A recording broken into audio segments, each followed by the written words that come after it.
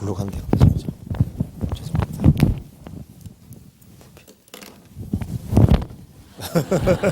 이런 데 내려놓고 좀 괜찮은 것 같은데, 예, 같이 기도하시겠습니다.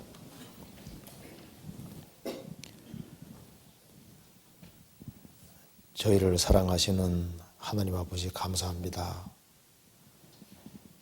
저희들이 무엇이 간데 그토록 사랑해 주시고 또 보배로운 피를 흘려주시고 구원해 주셨는지 헤아릴 수가 없습니다. 역사의 마지막 시대를 살아가는 저희들에게 주님의 영광을 위해 살 수 있는 기회를 허락해 주시는 것을 감사합니다. 그리고 특별히 젊은 시절에 주님께서 불러주시고 주님의 영광을 위해 살 수 있도록 도와주시는 것도 감사합니다. 오늘 이 시간 주 성령께서 함께해 주시고 도로 역사해 주시고 도와주셔서 주님 보시기에 합당하고 귀한 시간이 될 수 있도록 도와주옵소서. 그리고 신앙생활 가운데 여러 가지 어려운 것이 있는 분들 일일이 함께해 주시고 주님 말씀으로 위로해 주시고 용기를 더해 주셔서 이 험악한 세상 주님을 의지하고 살 수 있는 힘과 지혜와 용기를 더욱 허락해 주옵소서. 이 자리에 참석하지 못한 형제자매님들 어디 있든지 주님께서 지켜주시고 주님의 은혜와 사랑을 더욱 사모할 수 있는 마음을 허락해 주옵소서. 주 예수님 이름 받들어 기도하옵나이다. 아멘. 성경 호세아서 1장을 찾아보시겠습니다.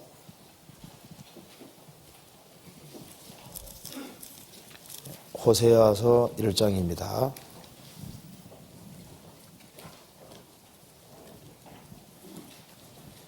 호세아서 1장 2절입니다. 2절. 2절에 여호와께서 비로소 호세아로 말씀하신디라. 여호와께서 호세아에게 이르시되 너는 가서 음란한 아내를 취하여 음란한 자식들을 낳아라. 이 나라가 여호와를 떠나 크게 행음함이니라. 4절 여호와께서 호세아에게 이르시되 그 이름을 이스라엘이라 하라. 조금 후에 내가 이스라엘의 피를 여호와의 집에 갚으며 이스라엘 족속의 나라를 피할 것임이니라. 그리고 7절입니다.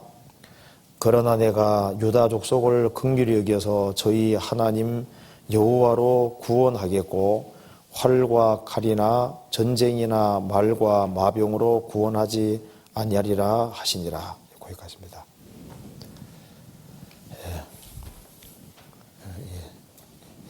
즐거운 시간인지 어떤지 모르겠습니다. 공부한다는 거 별로 안 좋죠.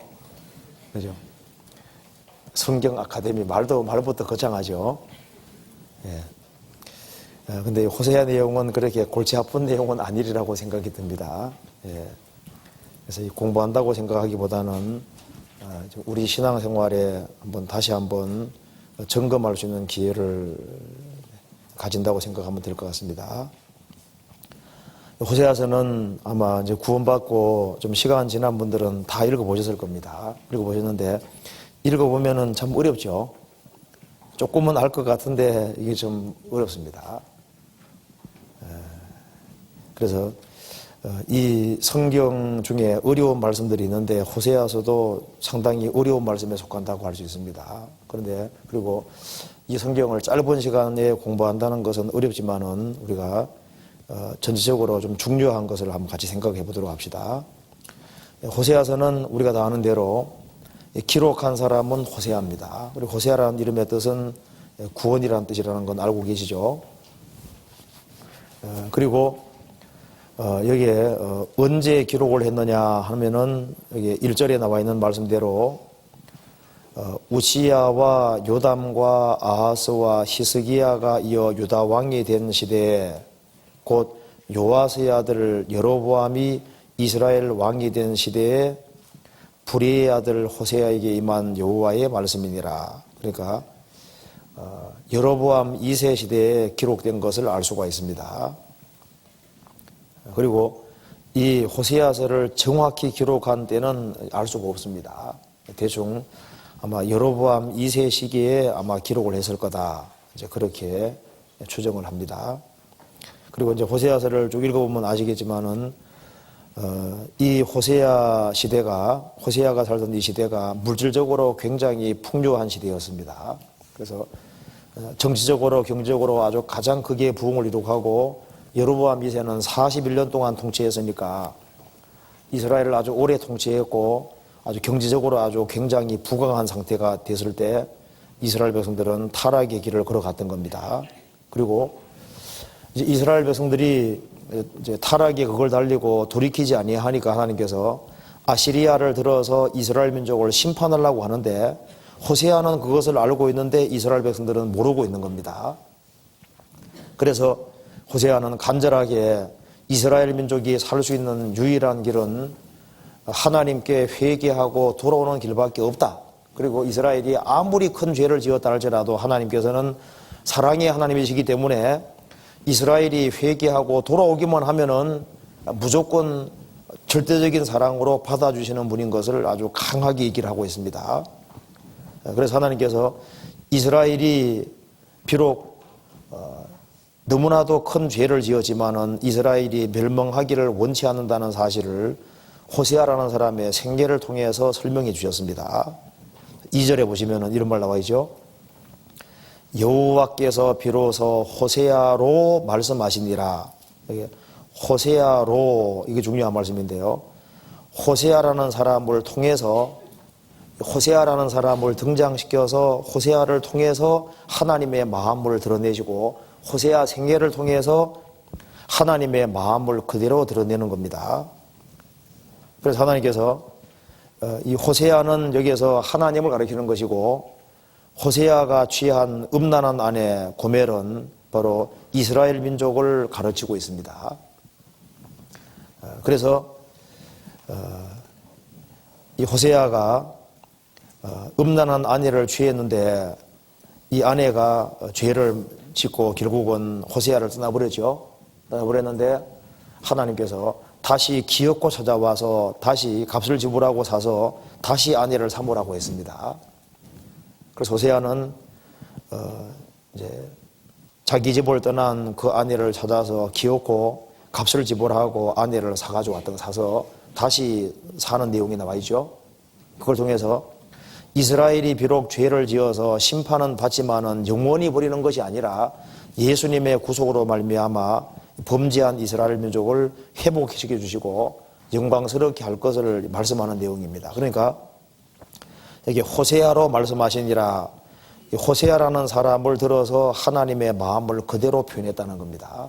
그리고 여기 이제 여기 호세아 아내가 음란한 일을 한 것은 그것은 이스라엘 백성들이 우상 숭배한 것을 가리키는 겁니다.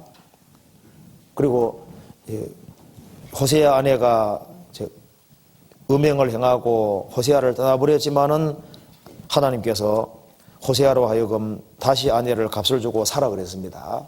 그처럼 비록 우상 숭배하고 타락하고 죄를 지었지만은 예수님이 핏값을 지불하시기 때문에 예수님으로 말미암아 궁극적으로는 구속되고 회개하는 사람들은 누구든지 다시 받아준다는 그 사실을 쭉 말씀하고 있는 겁니다. 그러니까 여기는 제일 먼저는 이 방탕한 아내하고 신실한 남편 이 두 모습을 통해서 방탕한 아내는 고멜은 바로 이스라엘 민족을 가리키는 것이고 신실한 남편인 호세아는 바로 여호와 하나님을 가르치는 이런 식으로 되어 있습니다.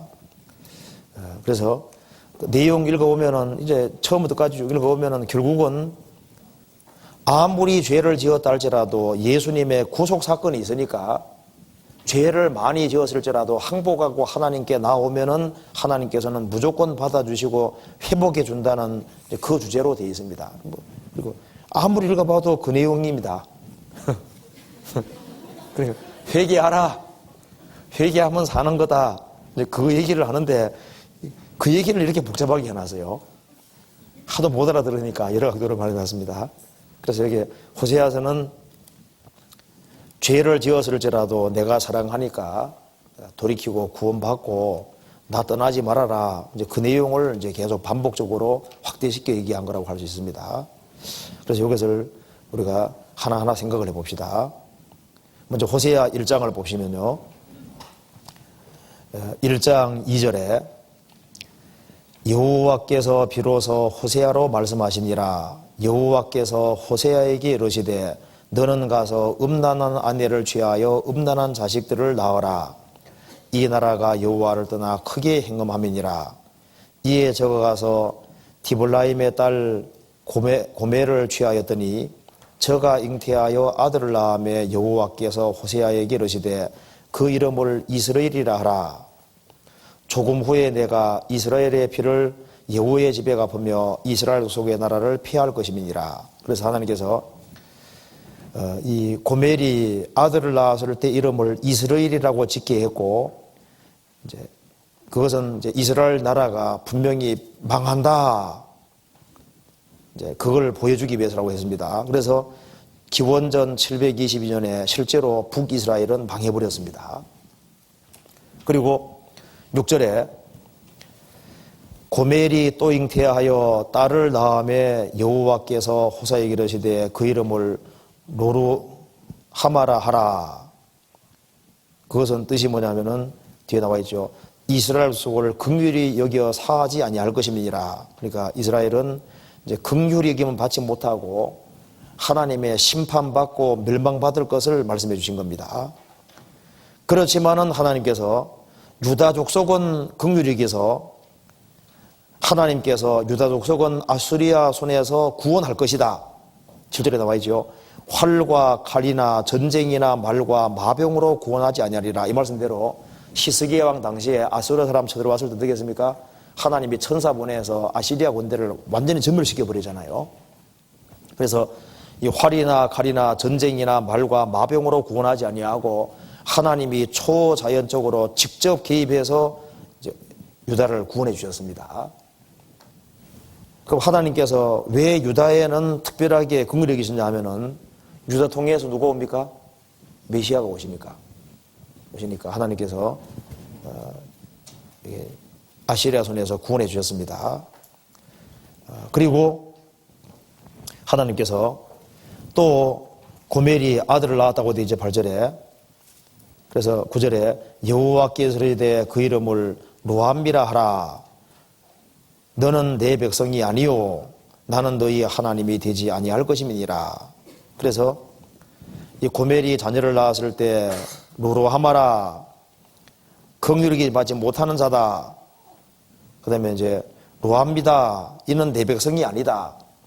이스라엘 민족이 너무너무 죄를 지었을 때 하나님께서 불쌍히 여기지 않고 이스라엘 백성들을 하나님 백성으로 안 여기고 완전히 심판하실 거라는 걸 말한 겁니다. 그렇지만은 이스라엘은 망했지만은 유다를 통해서 예수 그리스도께서 오시고 예수님의 구속 사역이 있기 때문에 하나님께서 버린 이스라엘을 영원히 버리는 것이 아니라 다시 하나님 백성으로 삼아줄 것을 약속해 주신 겁니다. 2장 1절에 너희 형제에게는 암미라 하고 너희 자매에게는 루하마라 하라. 그 다음에 이제 내 백성이라 긍휼히 여김 받은 자니라, 그런 뜻이죠. 그러니까 이제 호세아는 순서가 이런 식으로 되어 있습니다. 자, 이스라엘이 크게 범죄함으로 하나님께서 불쌍히 안 여기고 이스라엘 백성들을 심판해서 하나님이 버린 것처럼 보였지만은 유다를 통해서 메시아가 오시고 그렇기 때문에 하나님께서 다시 구속받을 수 있는 기회 주시고 돌이키는 사람은 하나님께서 암비다, 루하마다, 하나님께서 다시 내 백성이라고 하고 긍휼히 여김 받을 자라. 그래서 긍휼히 여기시고 구원해 준다는 것을 여기에 말하고 있는 겁니다. 그러니까 이 모든 것은 예수님이 오셔서 구원을 완성하시고, 그것이 첫 번째고, 또 한 가지는 이스라엘 민족이 아무리 죄를 많이 지었다 할지라도 예수님의 구속 사역이 있으니까 회개하고 돌이키면 산다. 이제 그것을 이제 이 골자로 얘기를 하고 있습니다. 그래서 이 호세아서에 나와 있는 내용 중에 중요한 것들을 몇 가지 한번 생각해 봅시다. 천천히. 자, 호세아서 2장부터 한번 봅시다. 구조로 한번 생각해 봅시다. 2장 6절에 보시겠습니다. 그러므로 내가 가시로 그 길을 막으며 다물사 저로 그 길을 찾지 못하게 하리니 저가 그 연애하는 자를 따라갈지라도 미치지 못하며 저희를 찾을지라도 만나지 못할 것이라. 그제야 저가 이르기를 내가 본 남편에게로 돌아가리니 그때의 내 형편이 지금보다 나았음이니라 하리라. 여기서요, 하나님께서 말씀하셨습니다. 이스라엘 백성들이 하나님을 등지고 살아갈 때 하나님께서 이스라엘 백성들에게 가시를 주시고, 그리고 하나님께서 담을 쌓아서 저로 그 길을 찾지 못하게 할 것이다. 그래서 사람이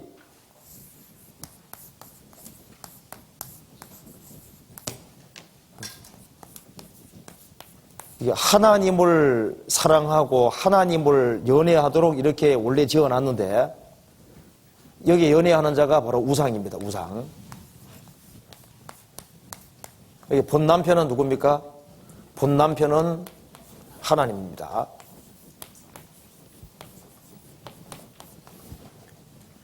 그러니까 하나님이 본 남편인데 본 남편을 버리고 이제 우상을 연애하고 우상을 따라가는 겁니다.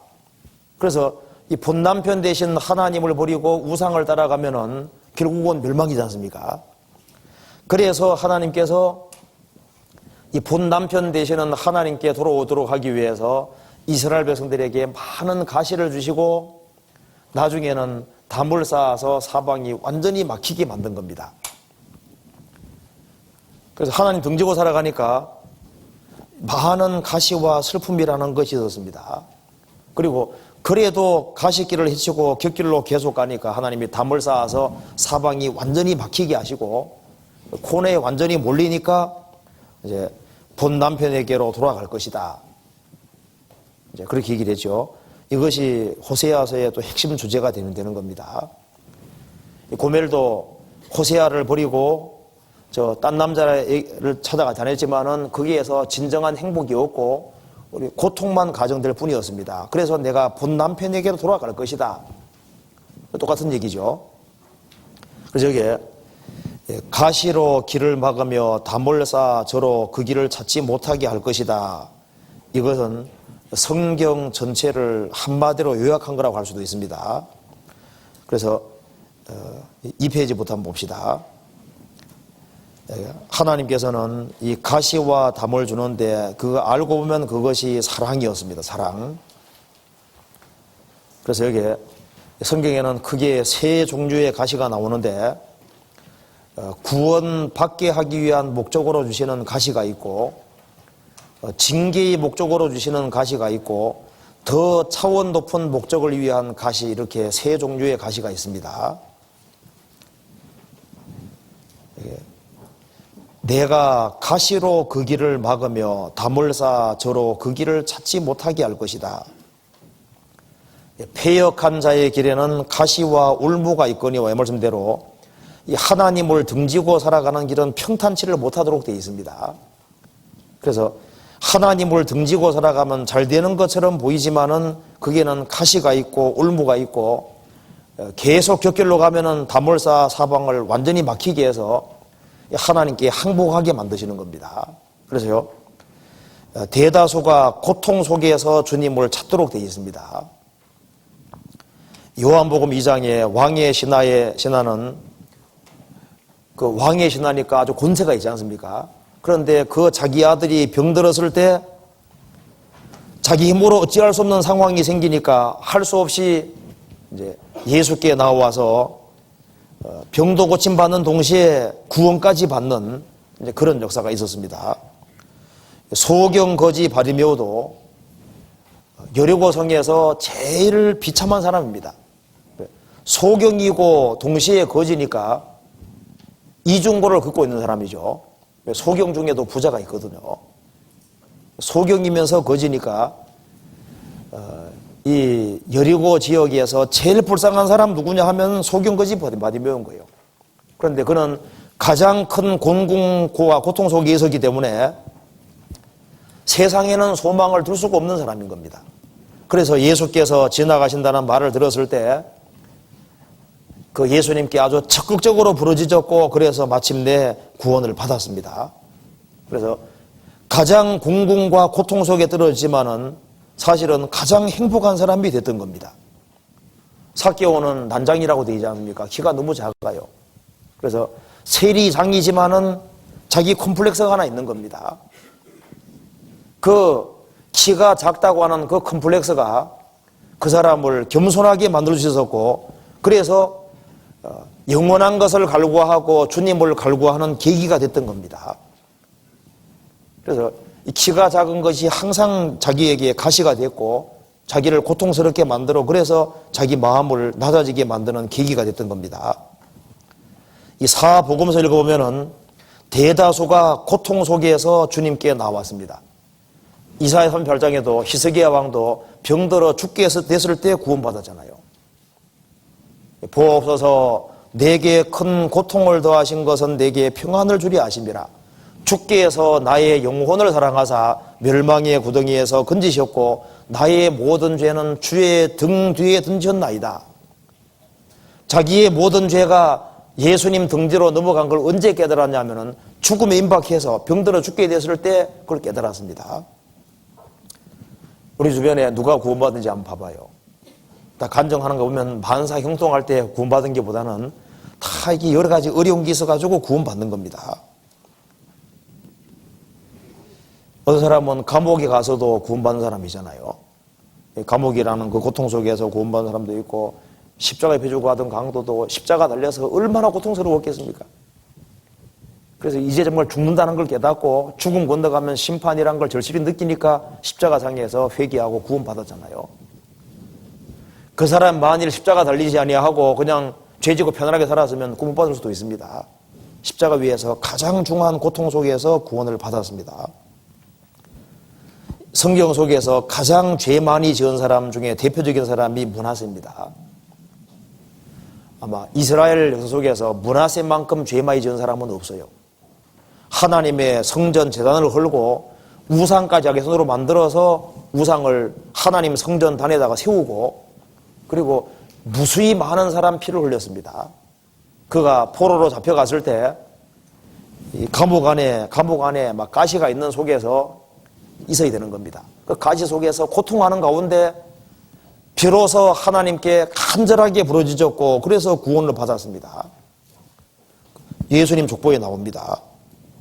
그래서 하나님께서 왜 가시라는 걸 주시고 그리고 인생의 슬픔이라는 걸 주시고 사방이 완전히 막히는 담을 주시느냐, 그건 미워서가 아니라 하나님께 돌아오게 하기 위해서 그렇게 했다는 것을 여기에 말하고 있는 겁니다. 징계는 사랑이라는 것, 여기 고통은 사랑이라는 것을 지금 말하고 있는 겁니다. 그리고 또 한 가지는 징계 목적으로 주시는 가시가 있다고 되어 있죠. 민수기 33장과 여호수아 23장 그리고 사사기 2장 보면은 이스라엘 백성들아, 너희들이 내 말씀에 불순종하면은 너희가 남겨둔 족속이 너희의 옆구리에 찌르는 가시가 될 것이다. 올무가 될 것이다. 너희들에게 고통을 줄 것이다. 불순종할 때 하나님께서 가시를 주셨습니다. 왜? 죄를 깨닫게 하고 돌이키게 하기 위해서입니다.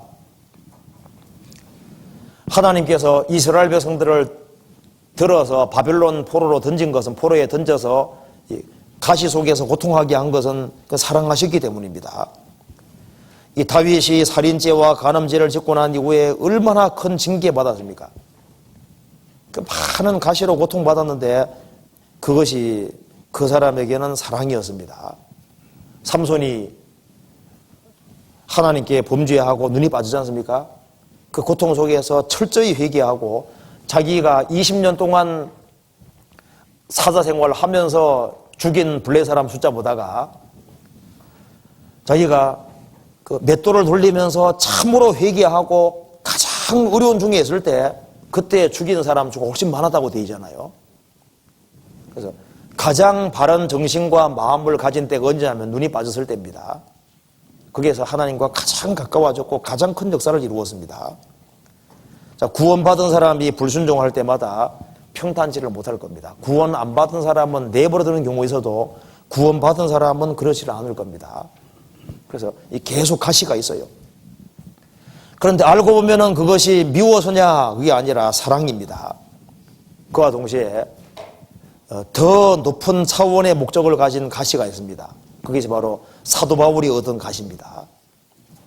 하나님이 사도 바울에게 육체의 가시를 주셨습니다. 눈에 병이 있고 몸에 병이 있었습니다. 그런데 하나님께서 그 병을 고쳐주지 않았습니다. 사도 바울이 3번이나 간절하게 그걸 고쳐달라고 했습니다. 그렇지만은 하나님께서 내 은혜가 내게 족하다 안 고쳐주죠. 왜? 하나님께서 교만해질까봐 일부러 육체의 가시를 주신 겁니다. 약점을 주신 겁니다.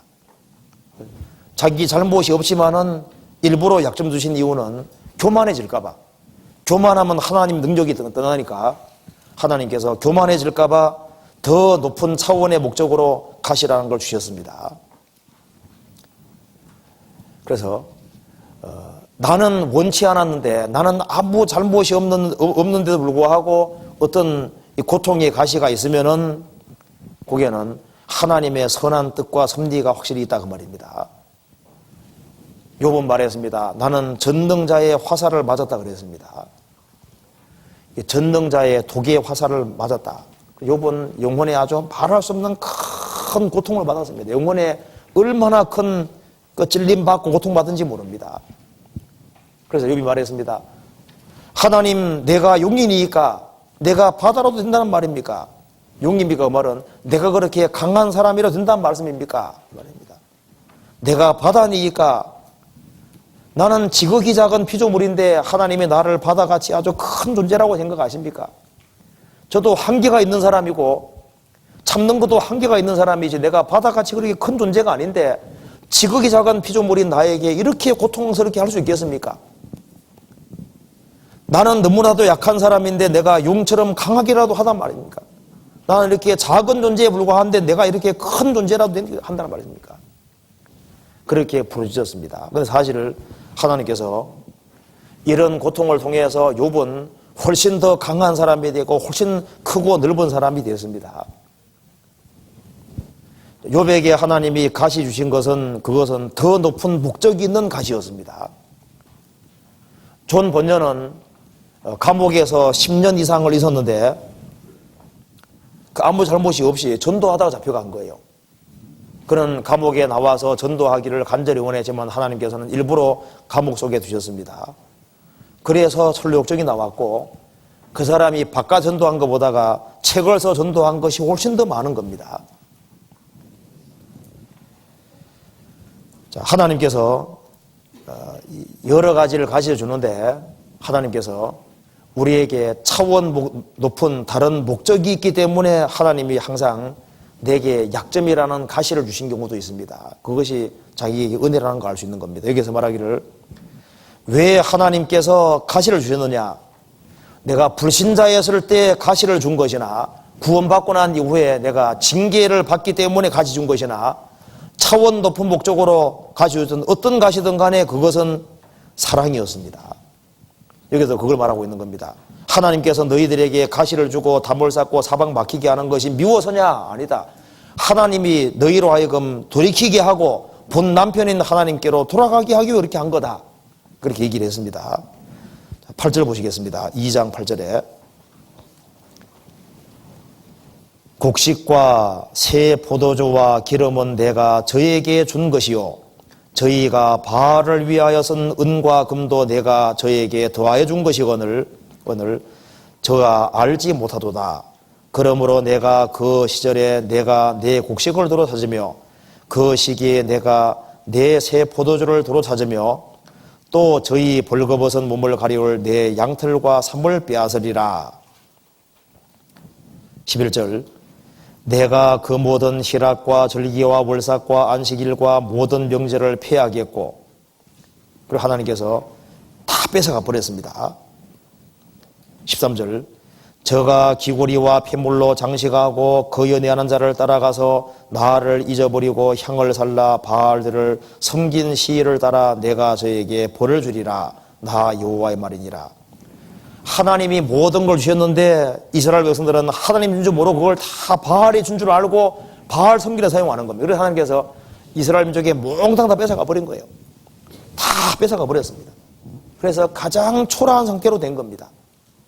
가장 비참하고 초라한 상태에 됐을 때 이렇게 말씀하셨습니다. 14절에 그러므로 내가 저를 계유하고 꿰어서 거친 들로 데리고 가서 말로 위로하고 거기에서 비로소 저의 포도원을 저에게 주고 아골 골짜기로 소망의 문을 삼아 주리니 저가 거기에서 응대하기를 어렸을 때와 애굽 땅에서 올라오던 날과 같이 하리라.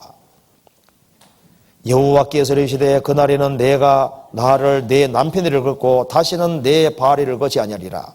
하나님께서 이스라엘 백성들을 축복해 주셨는데 이스라엘 백성들은 그걸 모르고 있습니다. 그래서 하나님께서 하나님이 주신 것을 깨닫게 하기 위해서 몽땅 다 뺏어가고 가장 비참하게 만들었습니다. 그때 이스라엘 백성들은 이거 바알은 가짜구나. 그리고 우상이 내게 줄 수 있는 것이 아니구나 하는 걸 확실히 깨달았습니다. 그때 하나님께서 거친 들로 데리고 가서 그 말로 위로했다고 되죠. 봐라. 이 모든 것의 근원은 바로 내가 내고 우상이 준 것이 아니지 않느냐. 그 이스라엘 백성들이 회개하고 자기 잘못을 깨우치고 가장 비참하게 됐을 때 하나님께서 말로 위로하고 15절에 거기에서 비로소 저의 포도원을 저에게 주고 하나님 뺏어갔던 것을 다시 돌려주시는 겁니다. 하나님이 주신 것을 확실히 깨달을 때까지 뺏어가시고 그걸 확실히 깨달았을 때 하나님이 다시 다 채워주시는 거예요. 하나님은 취해가기도 하지만 또 채워주기도 하시는 분인 겁니다. 저희에게 주고 아골 골짜기로 소망의 문을 삼아주리니 아골 골짜기 밑에 환난 골짜기라고 되어 있죠. 가장 비참한 환난 속에 이스라엘 떨어졌습니다. 환난 속에서 아무것도 없는 거예요. 그 환난 골짜기에 떨어질 때 이제 그것이 축복인 거예요. 영적으로 축복입니다. 그때 하나님께서 아골 골짜기로 소망의 문을 삼아 주리니 그러니까 환난 골짜기가 소망의 문으로 바뀌는 거예요. 그리고 저가 거기에서 응대하기를 어렸을 때와 애굽 땅에서 올라오던 날과 같이 하리라. 여기에 아골 골짜기가 환난 골짜기입니다. 그래서 여기에 골짜기가 있는데 이 골짜기는 이제 이 낮아진 곳 여기가 골짜기지 않습니까? 골짜기. 이 골짜기는 내리막길에 있는 내리막길에 골짜기가 있습니다. 그런데 구원받지 아니한 사람은 여기 아골 골짜기는 좀 괜찮은 골짜기입니다. 이 아골 골짜기에서 회개하지 아니하면은 환난을 당하면서도 끝까지 회개하지 아니하면은 성경에 이제 더 깊은 골짜기가 있는데 이것이 요엘 3장에 무슨 골짜기가 되어 있습니까? 판결 골짜기라는 판결 골짜기입니다. 판결 골짜기는 7년 환난 속에서 끝까지 회개하지 않는 사람들을 하나님이 몽땅 불러가지고 하나님께서 짓밟아버리는 아주 무서운 철저한 심판을 가리키는 거예요. 그리고 이거보다 더 무서운 골짜기가 있는데 그것이 바로 신돔 아들 골짜기입니다. 지옥 그림자거든요. 그러니까 회개하지 않는 하나님께서 회개하도록 하기 위해서 아골 골짜기 주시는데 아골 골짜기에서 그 환난을 받으면서도 안 돌이키면 주님께서 더 깊은 판결 골짜기를 주시고 거기에서도 안 돌이키면은 그 흰놈 아들 골짜기 여기가 이제 게헨나가 되고 지옥이 되는 겁니다. 음부 구덩이 맨 밑에까지 빠지리로다. 그리고 이 아골 골짜기에서 회개하는 사람, 그 사람은 하나님께서 선한 목적으로 여러 골짜기를 통행하게 하십니다. 그 성경에 나와 있죠. 이제 구원받은 사람이 통과해야 될 골짜기가 여러 가지가 있습니다. 무슨 골짜기로 나와 있습니까? 성경에 나와 있기를 성도가 통과하는 것은 눈물 골짜기, 그 박하 골짜기라고 성경에 나와 있죠. 84편에. 시편 84편에 눈물 골짜기를 통행해야 되고, 그 다음에 전투의 골짜기도 통과해야 됩니다. 어차피 구원받고 나면은 영적인 전쟁을 통과할 수밖에 없어요. 전투의 골짜기 통과해야 되고, 그 다음에 사망의 음침한 골짜기를 통과하고, 그렇게 하고 나중에 우뚝 솟는 천국에 서게 되는 겁니다. 그러니까 구원을 받았든 안 받았든 골짜기는 통과할 수밖에 없어요. 왜? 아담 하와가 범죄하기 전에는 인생 골짜기가 없었거든요. 범죄하고 난 뒤후에는 골짜기가 있을 수밖에 없는 겁니다. 그래서 구원받은 것이 확실하면은 이 악골 골짜기 속에서 환난과 고통 속에서 회개하고 확실하게 구원받았으면 주님께서 구원받은 사람은 눈물 골짜기를 통행하게 만드시고, 그리고 영적으로 전쟁하는 전투 골짜기도 통과하게 하시고, 나중에는 사망의 음침한 골짜기도 통과하게 하시고, 나중에는 평지를 주시고, 그 다음에 아주 높은 산을 주시고 높은 걸 주시는 겁니다. 하나님께서 우리를 높이기 위해서 깊은 골짜기를 통행하게 하시는 겁니다.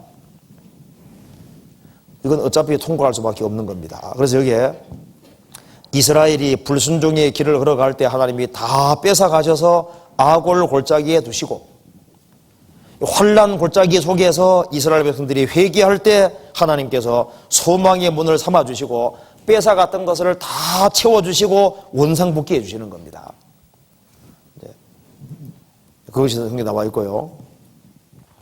이제 그 다음에 여기에 이 호세아서에서 강조하는 것이, 여기에 이스라엘 민족이 왜 엎드러지고 망했느냐. 엎드러지고 망한 가장 근본적인 이유는 지식이 없어서라고 얘기를 했습니다. 자, 이스라엘 백성들이 왜 하나님을 등지고 우상 숭배와 귓길로 갔느냐. 몰라서 그렇다는 거예요. 몰라서. 호세아서가 제일 강조하는 것 중에 하나가 지식이 있어야 될 것을 얘기를 하고 있는 겁니다. 호세아 4장 보시겠습니다. 4장. 인간이 살 수 있는 핵심 키에 해당되는 것이, 먼저는 알아야지 돌이킬 수 있는 거, 알아야지. 배워야 된다는 것을 지금 말하고 있습니다. 호세아 4장 6절입니다.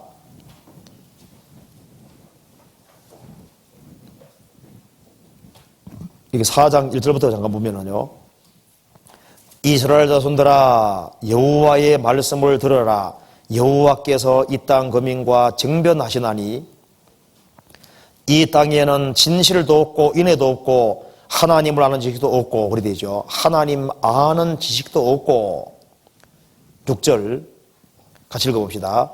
내 백성이 지식이 없으므로 망하는도다. 내가 지식을 버렸으니 나도 너를 버려 내 제사장이 되지 못하게 할 것이요, 내가 내 하나님의 율법을 잊었으니 나도 내 자녀들을 잊어버리리라.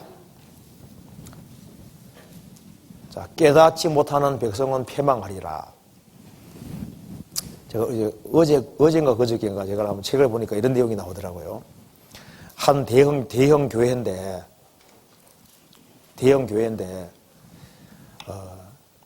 그날따라 교인들이 딱 4명밖에 안 나왔답니다. 4명밖에. 중년 부인 셋이 하고 셋하고 젊은 청년 하나가 나와 있는 거예요. 그 대형 교회인데 다 비인 겁니다. 그래서 이제 목사님이 이제 기도합니다. 이제 이렇게 기도합니다. 제가 좀 이제 기도문을 적어봤는데 이렇게 얘기합니다. 하나님, 적어도 여기에 몇 명이 모인 것을 감사드립니다. 이들은 주님을 경배하려고 노력하는 사람들입니다. 이들은 하나님의 말씀을 묻고 삽니다. TV에 나오는 축구 경기보다 하나님을 덜 중요하다고 생각하지 않는 사람들이 여기 모여 있습니다. 그까지 기도했는데 한 청년이요. 오늘 축구 경기하는 날이네. 그러면서 중간에 빠져가서 기도하는데 빠져나가가지고잖아요. 얼른 갔다 그러잖아요. 그 얘기 같아요. 그죠? 누가 얘기 만드는 것 같은데. 어쨌든 간에 같이 모이는데, 교회에 모이는데 이것이 하나님을 존중하는 마음이 없는 세태를 잘 반영한 겁니다. 이 호세아 당시에도 하나님을 형식적으로는 다 예비하는데요, 마음은 하나님하고 전혀 멉니다. 그리고 하나님에 대해서 제대로 모르는 거예요. 하나님이 얼마나 엄청난 분인지를 모르고 있는 겁니다. 여기에 성경에서 핵심으로 말했습니다. 내 백성이 지식이 없음으로 망한다. 이 모르기 때문에 망한다는 걸 말씀했습니다. 이 호세아 시대 사람들이 뭘 몰랐느냐? 성경을 배우기는 배운다고 하지만은 참으로 깨닫지를 못했습니다. 자, 하나님은 사람을 지으실 때 처음부터 지성을 가진 존재로 만들었다는 거 아시죠? 원래 사람은 원래부터 지어질 때 지성을 가진 존재로 만들었습니다. 지성. 그러니까 아담 하와는 처음부터 하나님과 교통했고, 아담 하와는 처음부터 짐승 이름을 다 지어주고, 아담 하와는 처음부터 지능이 아주 출중한 사람입니다. 왜? 짐승 이름을 다 지어줬으니까요. 그리고 노아 시대 고대 세계 사람들이 전부 다 지성을 가진 그런 지성인이었고, 그리고 노아가 방주를 지었을 때도, 이 노아 시대 때도 문명권에 있는 사람들이 다 머리가 뛰어난 사람들입니다. 사실은요. 그리고 노아 이후에, 바벨탑 이후에도 사람들이 지성을 가진 존재로 다 흩어졌는데, 이제 주리로 있는 사람들은 전부 다 지성인으로 다 있는 겁니다. 그런데 가끔 사고치고 이제 도망가는 부부들 있잖아요. 이제 그런 부부들 중에, 사고치고 도망가는 부부들 중에 가끔 부모가 빨리 죽는 경우도 있지 않습니까? 그럼 자식들이 제대로 못 배워가지고 자라면 어떻게 될까요? 그러면 야만인이 될 수도 있는 거잖아요. 어떤 사람들은 저 아프리카에는 말을 하나도 못하는 부족이 있답니다. 그래서 그 탄자니아 그 안종식 목사님 그 아들들이 묻더라고요. 왜 이게 말 못하는 경우가 생길 수 있겠습니까? 그래서 제가요, 그거에 간단하죠. 여기 문명권에 있던 사람 중에 누가 하나 일을 벌려가지고 부부끼리 도망가서 자식을 낳고 자식이 말도 제대로 배우기 전에 부모가 죽는 경우 있잖아요.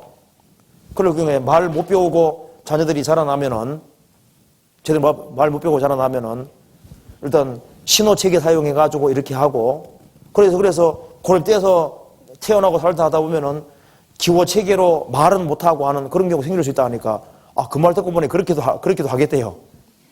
제가 아마 그럴 겁니다. 그랬습니다.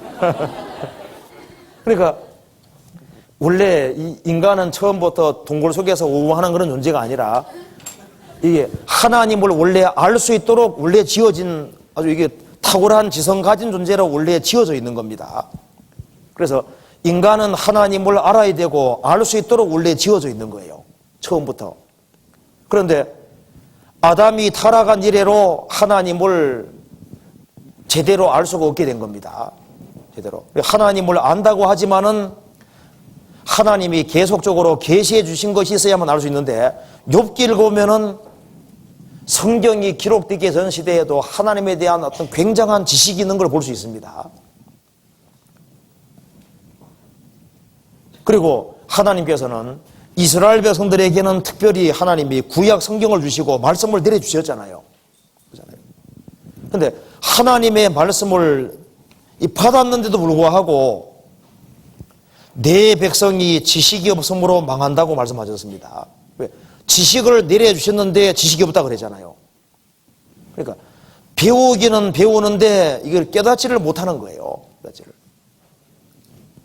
내 백성이 지식이 없음으로 망하는도다. 그리고 내가 지식을 버렸으니 그랬죠. 버렸다는 것은 주어졌는데 버린 겁니다. 하나님께서 지식을 주셨는데 지식을 버렸습니다. 여기 호세아서에 보면은 이런 말이 나와 있습니다. 호세아 8장 12절 같이 읽어봅시다. 8장 12절 같이 읽어보겠습니다. 내가 저를 위하여 내 율법을 만 가지로 기록하였으나 저희가 관계없는 것으로 여기도다. 여기에 율법은 하나님 말씀 가르치기, 쉽게만 가르치는 게 아닙니다. 내가 저를 위하여 내 율법을, 하나님 말씀을 만 가지로, 많이 아주 자세하게, 구체적으로 자세하게 기록해 줬지만은 저희가 관계없는 것으로 여기도다. 그러니까 하나님 말씀을 버리기 때문에 이스라엘 백성들이 망하게 되는 겁니다. 그래서 마땅히 알아야 될 것을 알지 못함으로 낭패 배우는 경우가 많습니다. 우리가 회사 경영하는데도 지식이 필요하고 육아 자식 키우는데도 지식이 필요하고 지식이 없어서 손해보는 경우가 많죠. 그런데 제일 중요한 것은 하나님에 대한 바른 지식이 없어서 망하는 경우가 많습니다. 중국 당나라 시대 때에는 이 비소와 수원을 주성분으로 하는 불로장수약이 사용됐다고 하는데요. 당나라 역대 왕들은 자신들이 영원히 늙지 않기를 원하면서 이 약을 상용했으나 그 결과는 정반대였습니다. 고열과 마비가 오고 목이 마르고 심한 경우에는 정신이상 증세를 보였고 그래서 수은 중독으로 많은 사람이 죽었습니다. 황제들이요. 그리고 로마도 마찬가지인데 로마도 전부 다 이 수도관 자체가 다 납으로 된 관이기 때문에요. 납 중독으로 정신병자들이 많이 생겼다고 하잖아요. 요즘은 감히 상상도 안 되죠. 왜? 납으로 관 만들기 쉬우니까 납 가지고 온갖 거 만들어가지고 사용하는가? 이 납에 중독돼가지고 많은 사람들이 미치기도 하고 이제 그렇게 정신병자들이 이렇게 많았다 그러지 않습니까? 무식하면 용감하다는 말이 확실합니다. 제가 고흥에 전도 집회 갔을 때 소록도에 이제 갔다가 어시장을 들렀는데 어시장에 이상한 물고기가 하나가 보이더라고요. 그래서 제가 아주 이렇게 침 같은 것도 막 나와 있는 아주 이상한 물고기인데 그래서 제가 야 물고기가 이상해가지고 제일 처음에는 볼펜 가지고 건드렸거든요. 그 다음에 가만히 있으니 그 다음에는 이제 손 가지고 건드렸습니다. 근데 그 옆에 있는 분이 얼른 손 치우라고 이렇게 하더라고요. 손 치우라고. 왜? 거기에 쏘이면은 집회를 못 한답니다. 그 독이 있는 겁니다. 쇠임에게 물리면은, 이제 쏘이면은 무조건 병원에 가야 된답니다. 제가 왜 쇠임을 함부로 만졌을까요? 모르니까. 무식하니까. 그 동네 사람들이 다 하는 것을 저는 몰랐습니다. 무식하니까 용감하니까 이제 그렇게 하는 거예요. 사람들이 무식하니까 하나님 말씀을 버리는 겁니다. 하나님이 정답을 내려주셨는데 정답이 바로 성경이지 않습니까? 하나님 만 가지로 자세하게 이렇게 해주는데 관계없는 걸로 여기도다. 그러니까 이 성경을 버리면은 일단 지혜가 없어지게 되는 겁니다. 지금 여기에 성경에 이런 말씀 나와 있는 거 보셨죠? 시편 138편에 주께서 주의 말씀을 모든 이름 위에 높게 하셨습니다. 이런 말씀이 있습니다. 주께서 주의 말씀을 주의 모든 이름 위에 높이셨습니다. 주의 모든 이름. 세상에는 주님의 이름보다 높은 건 없습니다. 그런데 주의 이름보다가 더 높여놓은 것이 말씀이라고 했습니다. 하나님이 우주에서 제일 높여놓은 것은 말씀이고 하나님도 말씀 밑에 내려갔다는 말씀입니다. 그러면 우리가 아는 대로 하나님은 얼마나 높으신 분이냐 하면은 지구가 있으면은 우리 생각을 끝없이 펼쳐도 더 높으신 분이잖아요. 무한히 높으신 분이 하나님이신데 그 무한히 높으신 그 하나님도 말씀 밑에 내려오셨다 그 말입니다. 말씀 밑에.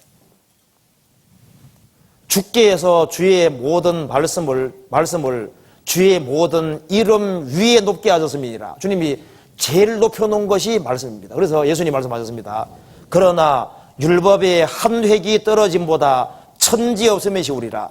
성경의 한 획을 천지하고 비교해놨으니까 이 성경 말씀의 한 획을 천지하고 비교했으니까 이 성경 획수만큼 천지가 많아도 성경이 더 무게가 나간다는 말씀입니다. 그리고 하나님께서도 말씀 밑에 자신들을 얽어맸습니다. 그래서 내가 세상을 홍수로 멸하지 아니하리라 이렇게 하나님이 말을 바래놓으면은 이 말씀에 하나님도 걸리는 겁니다. 인간이 아무리 화나게 해도 물로는 심판할 수 없게 돼버리는 겁니다. 그렇죠. 먼저 그의 나라와 그 일을 구하면 모든 걸 더하리라 이렇게 말을 바래놓으면은 먼저 그 나라와 그 일을 구하는 사람이 있으면 반드시 말씀대로 안 해주면은 하나님 부도 내버리는 거예요.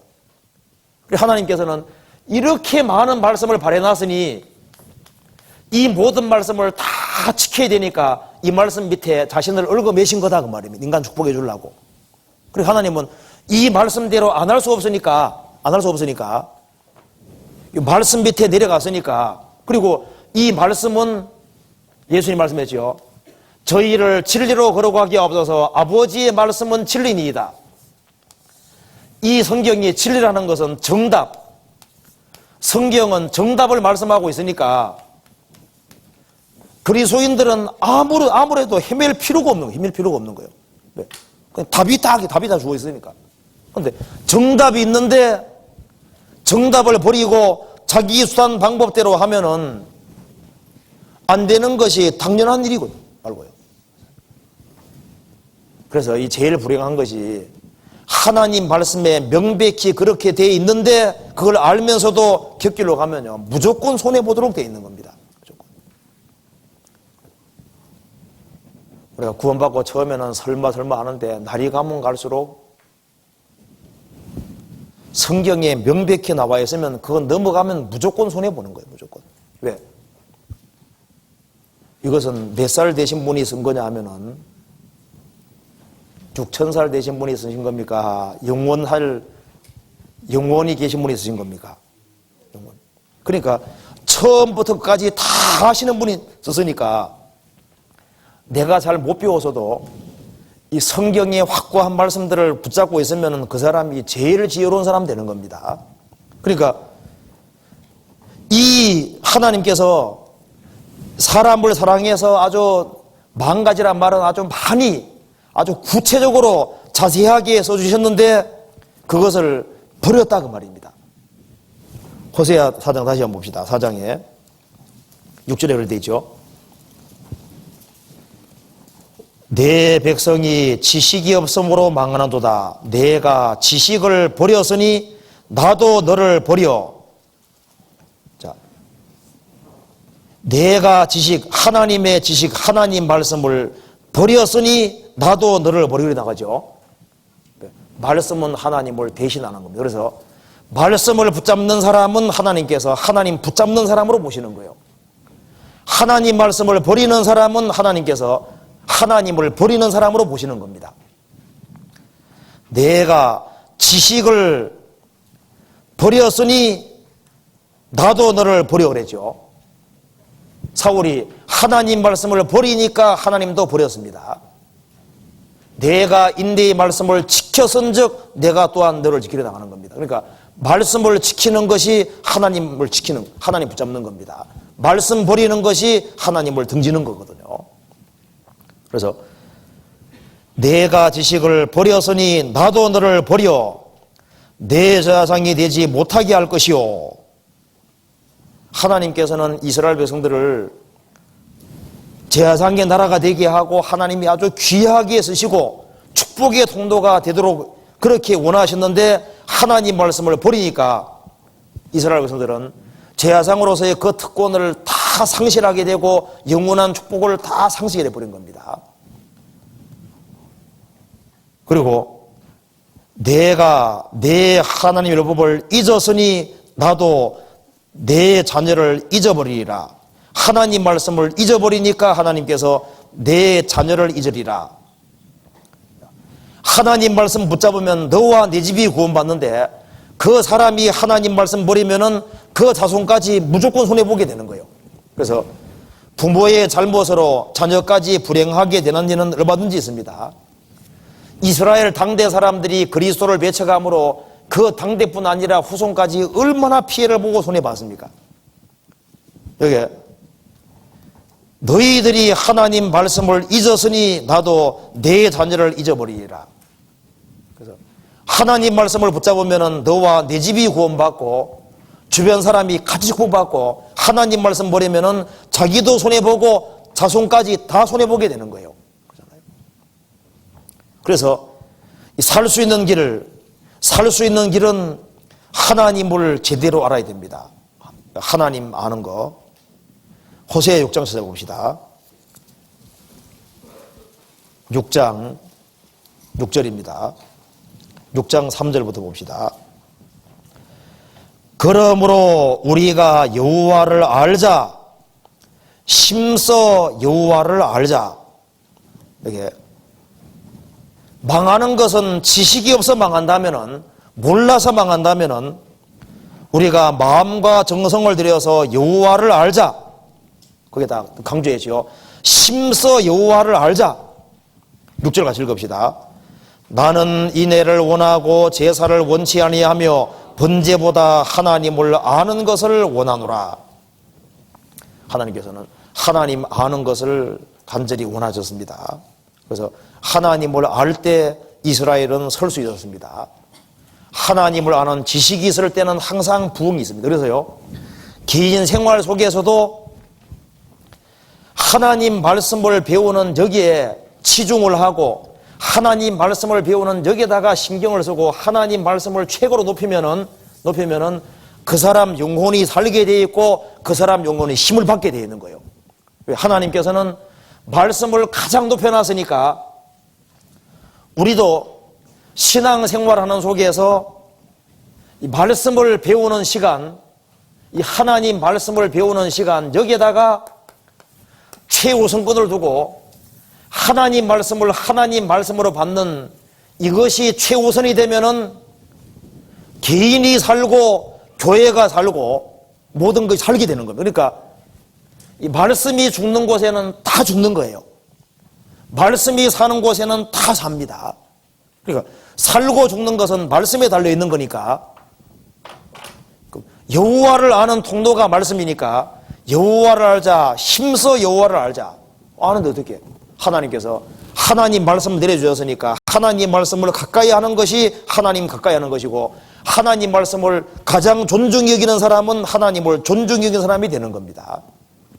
그리고 하나님 말씀을 안 받아들이면은 결국 사람 명령을 쫓게 되는 겁니다. 5장 찾아봅시다. 5장 11절 같이 읽어보겠습니다. 5장 11절. 에브라임은 사람의 명령 쫓기를 좋아함으로 학대를 받고 재판의 압제를 당하는도다. 에브라임은 사람 명령 쫓기를 좋아함으로 학대를 받고, 그러니까 사람은 누군가에게 얘기를 듣고 판단할 수밖에 없습니다. 그러니까 인생은 결국은 두 갈림길인데, 이 한 사람 인생이 있으면은 인생이,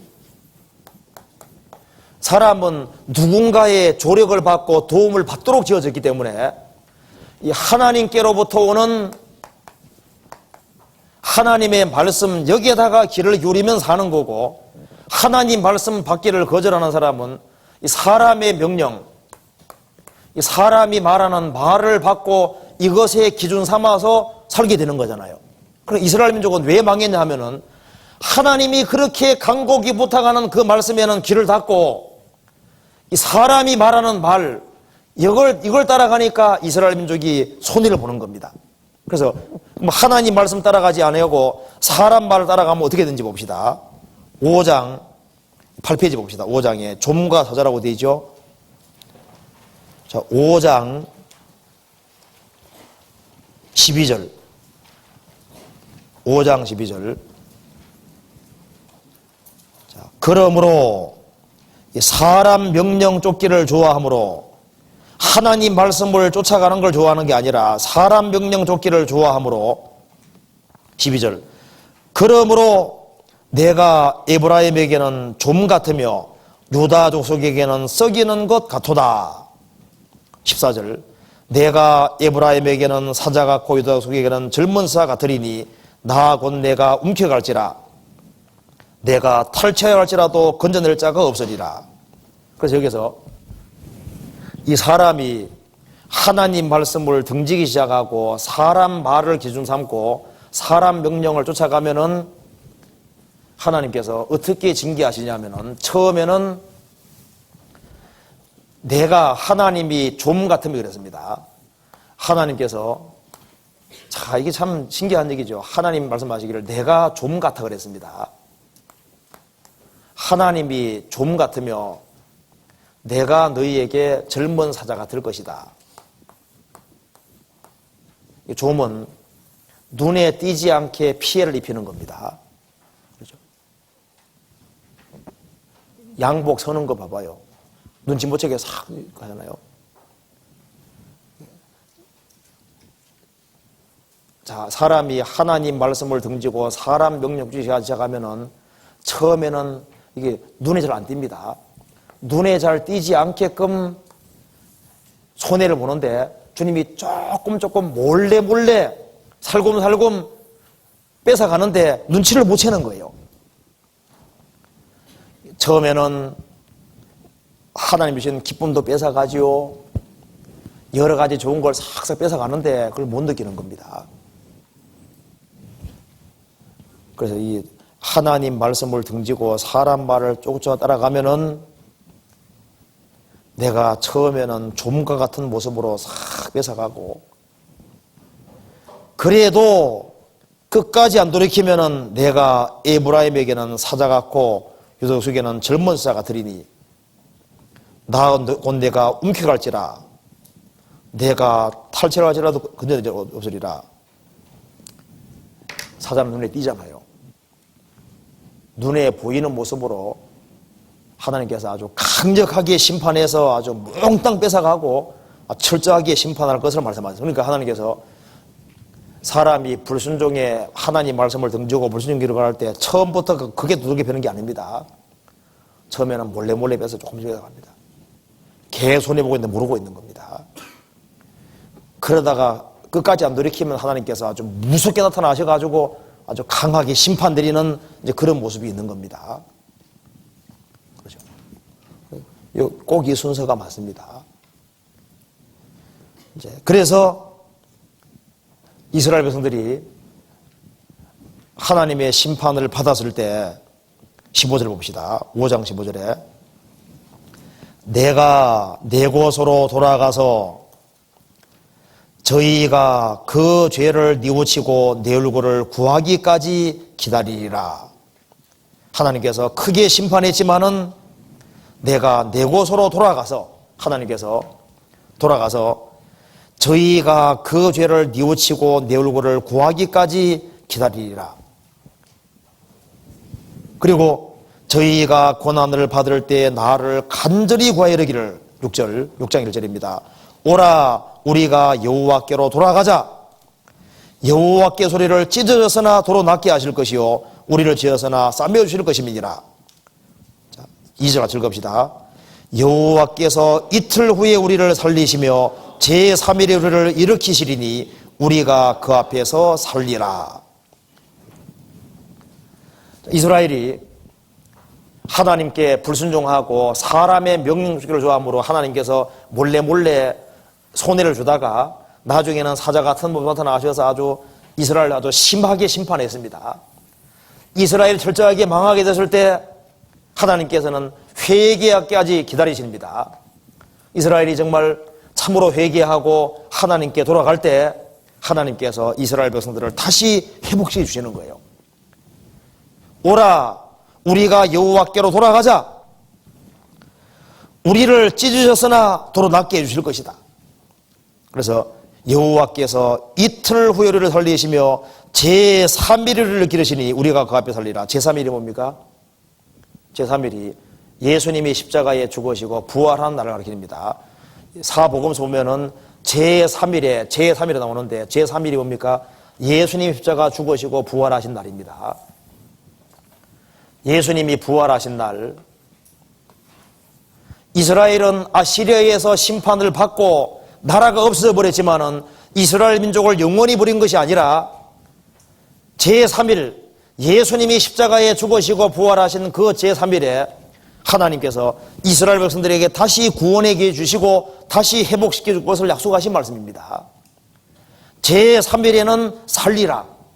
그래서 이스라엘이 비록 죄를 지었지만은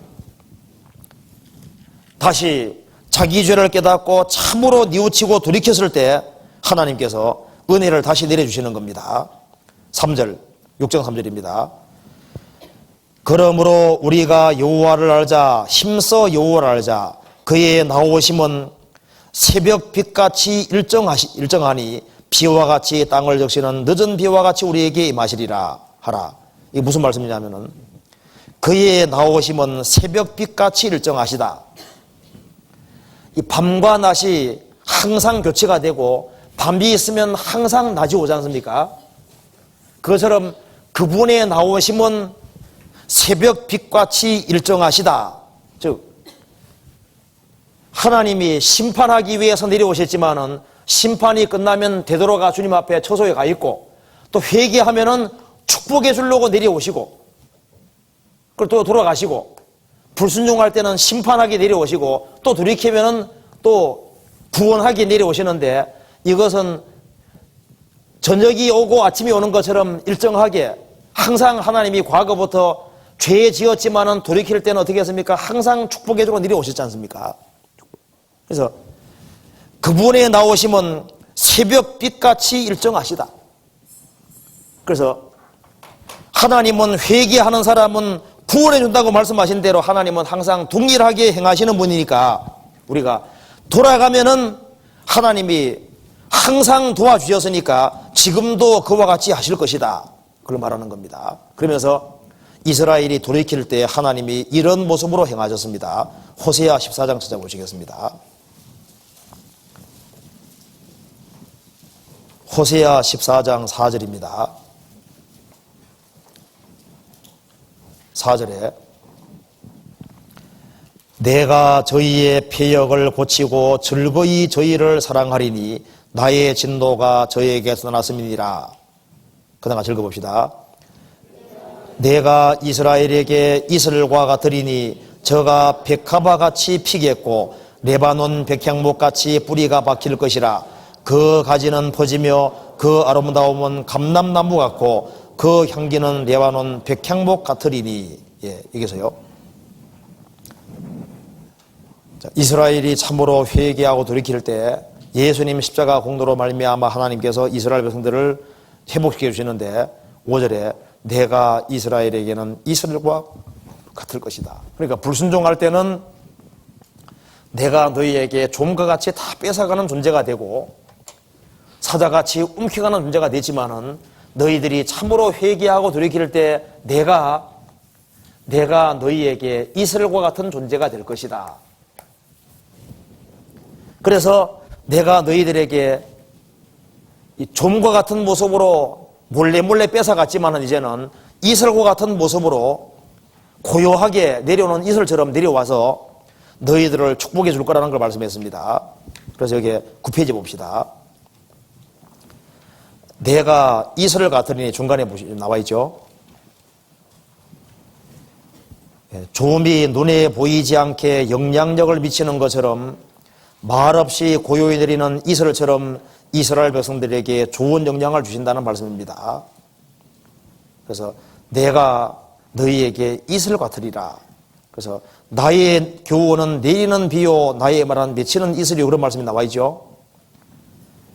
하나님께서 고요히 내리는 이슬과 같은 모습으로 다가오셔서 이스라엘을 축복해 주시는 겁니다. 그래서 이슬은 온유하고 부드러운 가마력을 가졌으나 그 결과는 지대하다. 이슬은 부드럽다. 이것이 이슬의 가장 큰 속성이다. 생명 있는 곳에 이슬은 큰 영향력을 발휘한다. 이슬처럼 소리 없는 가마력이 있다. 하나님은 본질적으로 온유하심으로 이슬과 같이 다가오신다. 이슬은 조용하면서도 가시적인 결과를 나타낸다. 식물이 항상 자결하는 태양빛을 받는다면 곧 시들고 마르게 된다. 그러나 한낮에 뜨거운 태양이 사라지고 밤이 되면 이슬이 소리 없이 내려앉는다. 그 이슬을 품은 식물은 생기를 되찾고 자연은 신선한 모습을 드러낸다. 연못에서 올라오는 안개와 달리 이슬은 하늘에서 내려온다. 성령의 가마는 하늘에서 내려와 우리에게 가장 큰 영향을 미친다. 그래서 내가 이스라엘에는 이슬과 같을 것이다. 그래서 저가 백합화같이 피어날 것이다.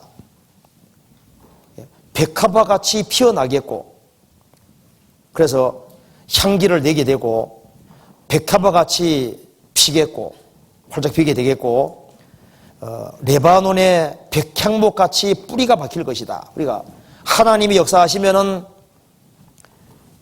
아주 신속하고 견고하게 성장해서 뿌리가 아주 박히게 될 것이고 백향목은 다른 나무보다 땅이 아주 깊이 박힙니다. 아주 견고하게 서게 될 것이고, 그리고 6절에 그 가지는 퍼지며 그러죠. 그 가지는 퍼지며, 레바노의 백향목은 어떤 나무보다가 가지가 넓게 퍼집니다. 폭이 아주 넓게 영향을 미치게 되고, 그 아름다움은 감람나무 같고 그 향기는 레바논의 백향목 같을 것이다. 그래서 감람나무 같이 열매도 풍성하게 될 것이고 그 향기는 레바논의 백향목 같이 될 것이다. 그래서 여기에 하나님께서 이스라엘처럼 역사하실 때 이스라엘은 빠르게 성장하고 뿌리가 아주 깊게 박히는 뿌리 깊은 나무가 되고 가지는 널리 퍼지고 감나무처럼 열매는 아주 많고 향기가 나는 이제 그런 백성으로 될 것을 성경에서 말씀했습니다. 언제? 돌이킬 때. 하나님께서 불순종할 때는 몰래 좀과 같은 모습으로 나타나시고, 순종이 걸어갈 때는 눈에는 안 보이는 것처럼 보이지만 주님께서 말없이 다가오셔서 사람을 바꾸시는 겁니다. 그래서 여기에 그 다음에 이제 호세아서 7장 봅시다. 그리고 여기에 이제 이스라엘이 하나님 말씀을 버리니까 이렇게 되는 겁니다. 호세아서 7장 8절에 보시겠습니다.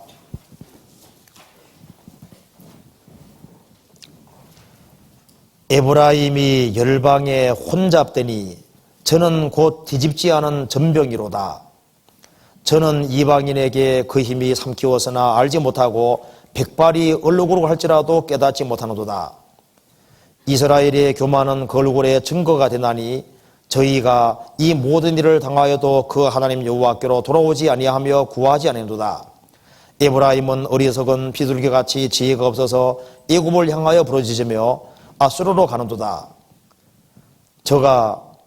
저희가 갈 때 내가 나의 그물을 그 위에 쳐서 공중에 새처럼 떨어뜨리고 전에 그 공의에 들려준 대로 저희를 징계하리라.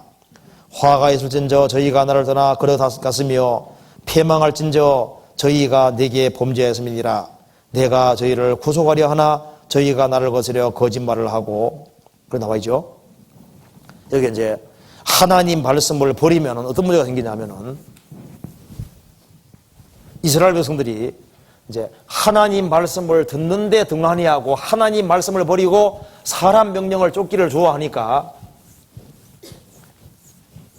사람 명령 쫓기를 좋아하니까 이스라엘이 타협의 길을 걸어가요. 타협을. 자, 이 하나님 말씀을 끝까지 고수하지 아니하면은 그 사람은 결국은 타협하게 되는 겁니다. 그래서 전병은 전병인데 떡은 떡인데 뒤집지 않은 전병이라고 그랬죠. 이 빵이 구워지는데 한쪽은 구워져 있는데 한쪽은 안 구워져 있는 거예요. 그러니까 우리가 이제 전 부쳐 먹어보셨죠. 한쪽은 구웠는데 한쪽에 다 뒤집어야 되는 거잖아요. 양쪽 다 구워야 되는데 한쪽은 구워져 있고 한쪽은 안 돼 있으니, 그러니까 양다리 걸치는 게 되는 겁니다.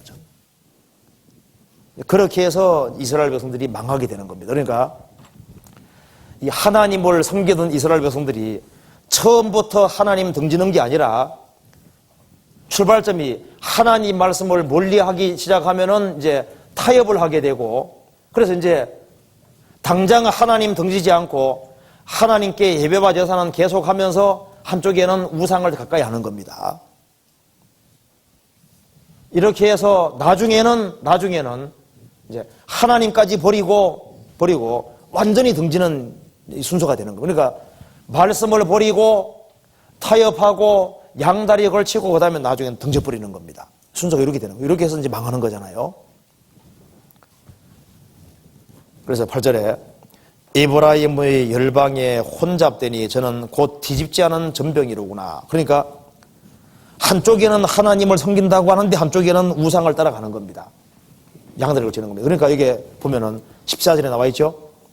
14절에 성심으로 나를 부르지 아니하였으며 오직 침상에 슬피 부르짖으며 곡식과 새 포도를 하여 모이며 나를 거하는도다. 여기 16절에 보면은 저희가 돌아오나 높으신 자에게로 돌아오지 아니하며 아니하는 게 되죠. 그러니까 모임에는 나오는데 전심은 아니고 마음은 딴 데가 있는 거예요. 그러니까 형식적으로는 모이는데 실제로는 아니다 그 말입니다. 그래서 이게 뭘 말하냐면은 분리가 하나님의 뜻이라는 것을 말하는 겁니다. 분리. 그러니까 항상 하나님 말씀을 확고하게 고수하면은 그 다음에 반드시 분리가 있도록 되어 있는데, 자, 태초에 하나님이 천지를 창조하시니라. 땅이 혼돈하고 공허하며 흑암의 깊음에 있고 하나님의 선은 수면 운행하시니라. 하나님이 가라사대 빛이 있으라 하심에 빛이 있었고 그 빛이 하나님 보시기에 좋았더라. 빛이 들어오니까 하나님께서 빛과 어둠을 나누사 하려 되죠. 그러니까 빛이 들어오고 하나님 말씀의 빛이 들어오면은 항상 나누는 것이 있도록 돼요. 그러니까 하나님 말씀을 멀리 하면은 나눔이 없어지거든요. 그러니까 신앙생활 속에서도 하나님 말씀을 하나님 말씀으로 받으면은 분리가 생기도록 되어 있는데, 하나님 말씀을 가까이 하지 아니하면은 분리가 되지 아니하고 두리뭉실하게 타협이 되고 뒤섞이게 되는 거예요. 그래서 왜 혼잡이 됐느냐? 하나님 말씀으로 안 받으니까 혼잡이 됐던 겁니다. 혼잡에 대해서 이스라엘이 격결로 가게 됐던 겁니다. 그래서 이게 뒤집지 않는 전병이 되는 겁니다. 그리고 7장 8절에 에브라임 열방에 혼잡되니 저는 곧 뒤집지 않은 전병이로다. 그러니까 하나님 받을 수 없는 겁니다. 양쪽이 완전히 구워져야만 하나님 받으시는데 한쪽은 안 구워져 있으니까 하나님 받을 수 없게 되는 거예요. 그리고 9절에 저는 이방인에게 그 힘이 삼기웠으나 알지 못하고, 그러니까 저는 이방에 그 힘이 삼기웠으나, 그러니까 힘이 어디서 나오냐 하면은 신앙적인 힘도 분리된 데는 힘이 있거든요. 신앙적인 힘이 있고 분리되는 거기에는 하나님 역사하시니까 힘과 능력이 있고 힘 있는 인생이 되는데, 분리가 안 되고 타협이 돼버리면은, 타협이 되고 섞이면은 하나님이 역사를 못 하시니까 힘이 없고 무능하게 되는데 그걸 못 알아차리는 거예요.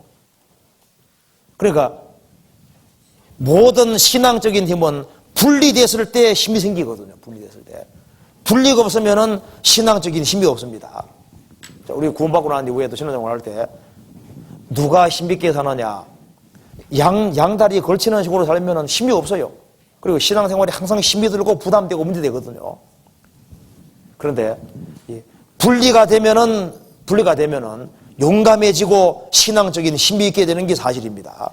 여기 저는 이방인에게 그 힘이 삼키웠으나 알지 못하고, 힘이 없어져도 모르는 거예요. 이제는 적이 쳐들어오면 망할 수밖에 없는데 그걸 모르고 있는 겁니다. 그리고 백발이 얼룩얼룩 할지라도 깨닫지 못합니다. 머리가 허해지면서 또 못 깨닫는다 그 말입니다. 그러니까 오랜 시간 동안 배웠지만은 아무것도 못 깨닫는 것을 지금 말하고 있는 겁니다. 그래서 이제 어려운 상황이 주어지면은 어리석은 비둘기같이 11절에 에브라임은 어리석은 비둘기같이 지혜가 없어서 애굽을 향하여 부르짖으며 아수르로 한다. 그러니까 하나님을 어려울 때 하나님께 도움 구해야 되는데 하나님과 관계가 소원하게 되니까 하나님께 도움을 구하게 되는 것이 아니라 하나님 말씀을 등지고 하나님 말씀을 멀리 해놨으니 하나님은 이제 추상적인 죄로 보이니까 그 당대에 가장 강한 나라가 애굽이고 아시리아입니다. 그러니까 이 애굽, 눈에 보이는 애굽이라는 나라하고 그 당시에 강대국 아수르, 자기를 멸망시킨 아수르, 이 애굽하고 아시리아를 의지하고 기대고 이 양쪽을 왔다 갔다 하는 거예요. 하나님 말씀을 받으면은 하나님의 영혼을 밝혀주셔서, 그리고 하나님의 도움을 아주 그대로 받을 수 있게끔 만들어주시는데, 하나님 말씀을 안 받고 사람 말씀을 받으니까 하나님 눈에 안 보이는 겁니다. 그래서 엉뚱한 데 부르짖고 자기 수단 방법대로 하다가 결국은 망해버렸잖아요. 그렇죠? 그러니까 여기서 호세아서 강조하는 것이 사는 길이 뭐냐? 사는 길은 하나님 말씀을 하나님 말씀으로 받고 그것이 살고 하나님을 바르게 알고 하나님 말씀을 알아야 된다. 그래야만 살고 하나님 말씀을 배울 때 참으로 돌이킬 수 있고 이 모든 문제가 해결될 것을 얘기를 하는 겁니다. 그리고 여기에 호세아 10장 봅시다. 그래서 여기에 이스라엘이 살 수 있는 길을 여기 얘기를 했습니다. 10장 12절 같이 읽어봅시다. 같이 읽겠습니다. 너희는 자기를 위하여 의를 심고 긍휼을 거두라. 지금이 곧 여호와를 찾을 때니 너희 묵은 땅을 기경하라. 마침내 여호와께서 임하사 의를 비처럼 너희에게 내리시리라. 사는 길을 얘기했습니다. 이스라엘 백성들아, 너희는 자기를 위하여 너희 자신을 위해서 의를 심어라. 이것은 너희 자신을 위한 거라고 얘기했습니다. 너희는 자기를 위해서 의를 심어라. 어떻게 하는 게 의를 심는 것일까요? 의로운 말씀을 심는 것을 말하는 겁니다. 자기를 위해서 의를 심고, 그래서 심는 것은 하나님 말씀이 시라 그랬죠. 그래서 하나님의 존재에 관한 말씀을 마음에 심어야 되고, 인간이 죄인인 것을 알려주는 말씀을 심어야 되고, 인간의 죄인됨과 영원한 지옥의 형벌, 심판 이런 것에 대해서 말씀을 심어야 됩니다. 그리고 이 하나님 말씀을 심고, 그리고 이 복음의 말씀을 확실하게 받아들이는 것이 심는 거잖아요. 참으로 회개하는 심령을 가질 때 이 복음이 심겨집니다. 자기를 위해서 의를 심고 하나님 말씀을 하나님 말씀으로 받아들이는 것이 의를 심는 겁니다. 그리고 그러면은 긍휼을 거두라. 의를 심는 사람이 하나님의 긍휼을 거두어서 구원에 이르게 됩니다.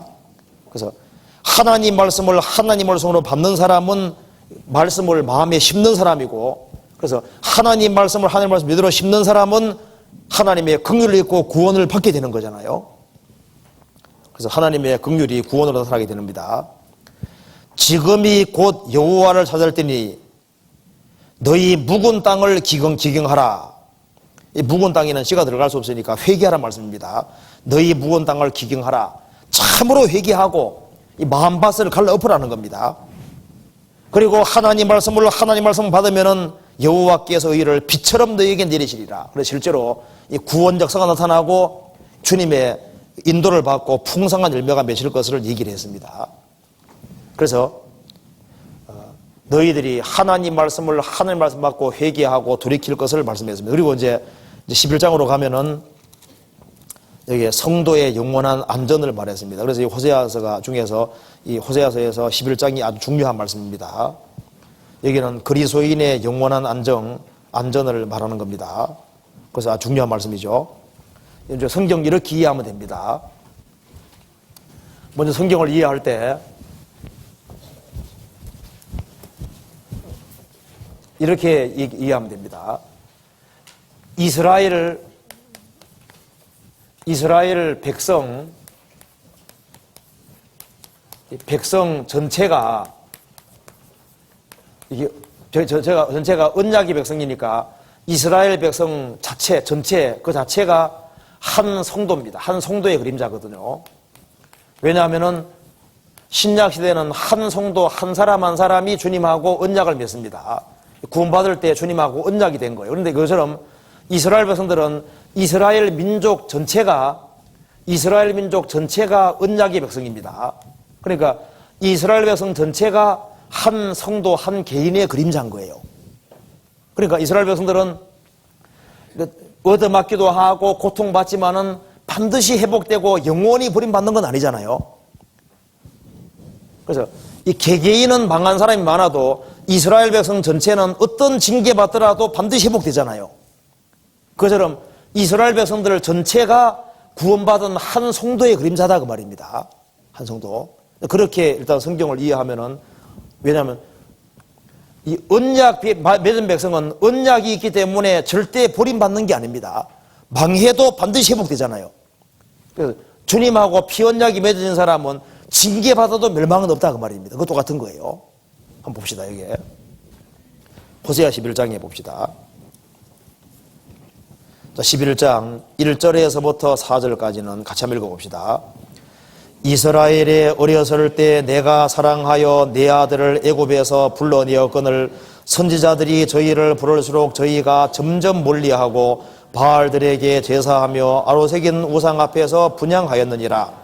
그러나 내가 에브라임에게 걸음을 가르치고 내 팔로 안을지라도 내가 저희를 고치는 줄을 저희가 알지 못하였도다. 내가 사람의 줄고 사랑의 줄로 저희를 이끌었고 저희에게 대하여 그 목에서 멍에를 벗기는 자같이 되었으며 저희 앞에 먹을 것을 두었었노라. 여기서요 4절에 사람의 줄 곧 사랑의 줄이라고 되어 있죠. 사람의 줄 곧 사랑의 줄이라고 그랬습니다. 사람의 줄 곧 사랑의 줄이라고 했습니다. 곧 사랑의 줄 이렇게 되어 있죠. 이게 무슨 말이냐 하면은 사람의 줄 곧 사랑의 줄. 부모가 이 자식을 낳으면은 자녀를 낳으면은 이 부모하고 자식은 혈육이라는 이 줄로 딱 얽혀 매 있는 겁니다. 그죠? 부모하고 자식은 부모가 자식을 낳으면은 사람의 줄로 연결되어 있습니다. 그게 사랑의 줄이거든요. 이 부모 자식 간에는 사랑이라는 줄로 딱 연결되어 있기 때문에 이건 죽기까지 끊을 수가 없는 거예요. 그것처럼 이스라엘 백성들하고 하나님하고는 이 사람의 줄고 사랑의 줄이 연결되어 있는 것처럼 이스라엘 백성들과 하나님하고는 사람의 줄처럼 이 언약의 줄로 다 묶여 있는 겁니다. 그래서 여기에 말씀했습니다. 이스라엘에 어렸을 때 내가 사랑하여 내 아들을 애굽에 돌려냈거든. 이스라엘 백성들 에집트 건져내셨죠? 에집트 건져내시고 그리고 3절에 보면은 그러나 내가 에브라임에게 걸음을 옳히고 이제 애굽에서 불러내가지고 출애굽시켜서 젖을 먹여주고 자라게 해서 여기 말한 대로 걸음을 가르치고 내 팔로 안고 또 그리고 부족한 것이 있으면 고쳐주고 내가 사람의 줄고 사랑의 줄로 저희를 이끌었고 저희에게 대해서 그 목에서 멍에 묶이는 자같이 되었으며 저희 앞에 먹을 것을 두었으노라. 걸음을 가르치고 팔로 안고 다치면 고쳐주고 사랑의 줄을 이끌어주시고 무거운 멍에를 벗겨주시고 앞에 먹을 것을 두고 항상 도와주고 사랑하고 아들처럼 길렀다는 거예요. 왜? 사랑했기 때문에. 그런데 이스라엘 백성들은 하나님은 그토록 사랑하지만은 계속적으로 곁길로 갔습니다. 2절에 선지자들이 저희를 부를수록 저희가 점점 멀리하고 바알들에게 제사하며 아로새긴 우상 앞에서 분향하였느니라. 그래서 하나님께 계속 폐역하고 계속 등듣지만은 하나님이 계속 말씀하시고 사랑하고 도와주고 그걸 끝없이 반복했다는 겁니다. 그래도 이스라엘 백성들은 돌아오진 않았습니다. 5절에 저희가 애굽 땅으로 다시 가지 못하겠거늘 내게 돌아오기를 싫어하니 앗소로 사람이 그 임금이 될 것이라. 칼이 저희의 성읍들을 치며 빗장을 깨뜨려 없이 하리니 이는 저희의 계책을 인함이라. 그 다음 같이 읽읍시다. 내 백성이 결심하고 내게서 물러가나니 비록 저희를 불러 위에 계신 하나님에게로 돌아오라 할지라도 일어나는 자가 하나도 없도다. 그러니까 하나님께서는 이스라엘 백성들을 돌이키게 하려고 사랑의 줄로 계속 이끄시는데 이스라엘 백성들은 계속으로 곁길로 가고 그래서 하나님께 돌아오기를 싫어하지 않아서 하나님께서 아무리 불러도 일어나는 자가 하나도 없도다. 그래서 하나님께서 아시를 통해서 심판했습니다. 징계를 하신 겁니다. 8절 같이 읽읍시다. 에브라임이여 내가 어찌 너를 놓겠느냐, 이스라엘이여 내가 어찌 너를 버리겠느냐, 내가 어찌 너를 아드마같이 놓겠느냐, 너를 스보임같이 두겠느냐, 내 마음이 내 속에 쏟아서 나의 긍휼이 온전히 불붙듯 하도다. 여기에 하나님께서 말씀하셨습니다. 이스라엘이 아시리아에 의해서 심판을 받고 가장 비참하게 됐고, 그리고 열국이 없어졌고 나라 없는 백성이 됐지만은, 에브라임이여 이스라엘이여 내가 어찌 너를 놓겠느냐, 내가 어찌 너를 버리겠느냐, 내가 어찌 너를 아드마같이 놓겠느냐, 스보임같이 두겠느냐. 여기에 아드마가 어딘지 아시죠? 아드마. 스보임이 뭔지 아시죠? 스보임. 여기 무슨 말이냐면은, 하나님이 소돔 고모라 멸망하실 때 소돔, 고모라, 아드마, 스보임 이렇게 망했습니다. 소돔과 고모라와 그 이웃 도시가 불임을 받았는데, 하나님께서 아드마, 스보임, 소돔과 고모라는 하나님이 손나버렸습니다. 하나님 불과 영으로 내려서 여기에 있는 네 도시를 불태워서 지구상에 싹 없애버렸습니다. 하나님께서 손놓은 나라들이 많잖아요. 하나님이 바벨론에 손놔버렸습니다. 옛날에 그 에돔 손놔버리니까 영영은 항무지로 되어버렸습니다. 하나님께서 소돔, 고모라, 아드마, 스보임에 대해서는 손놔버렸습니다.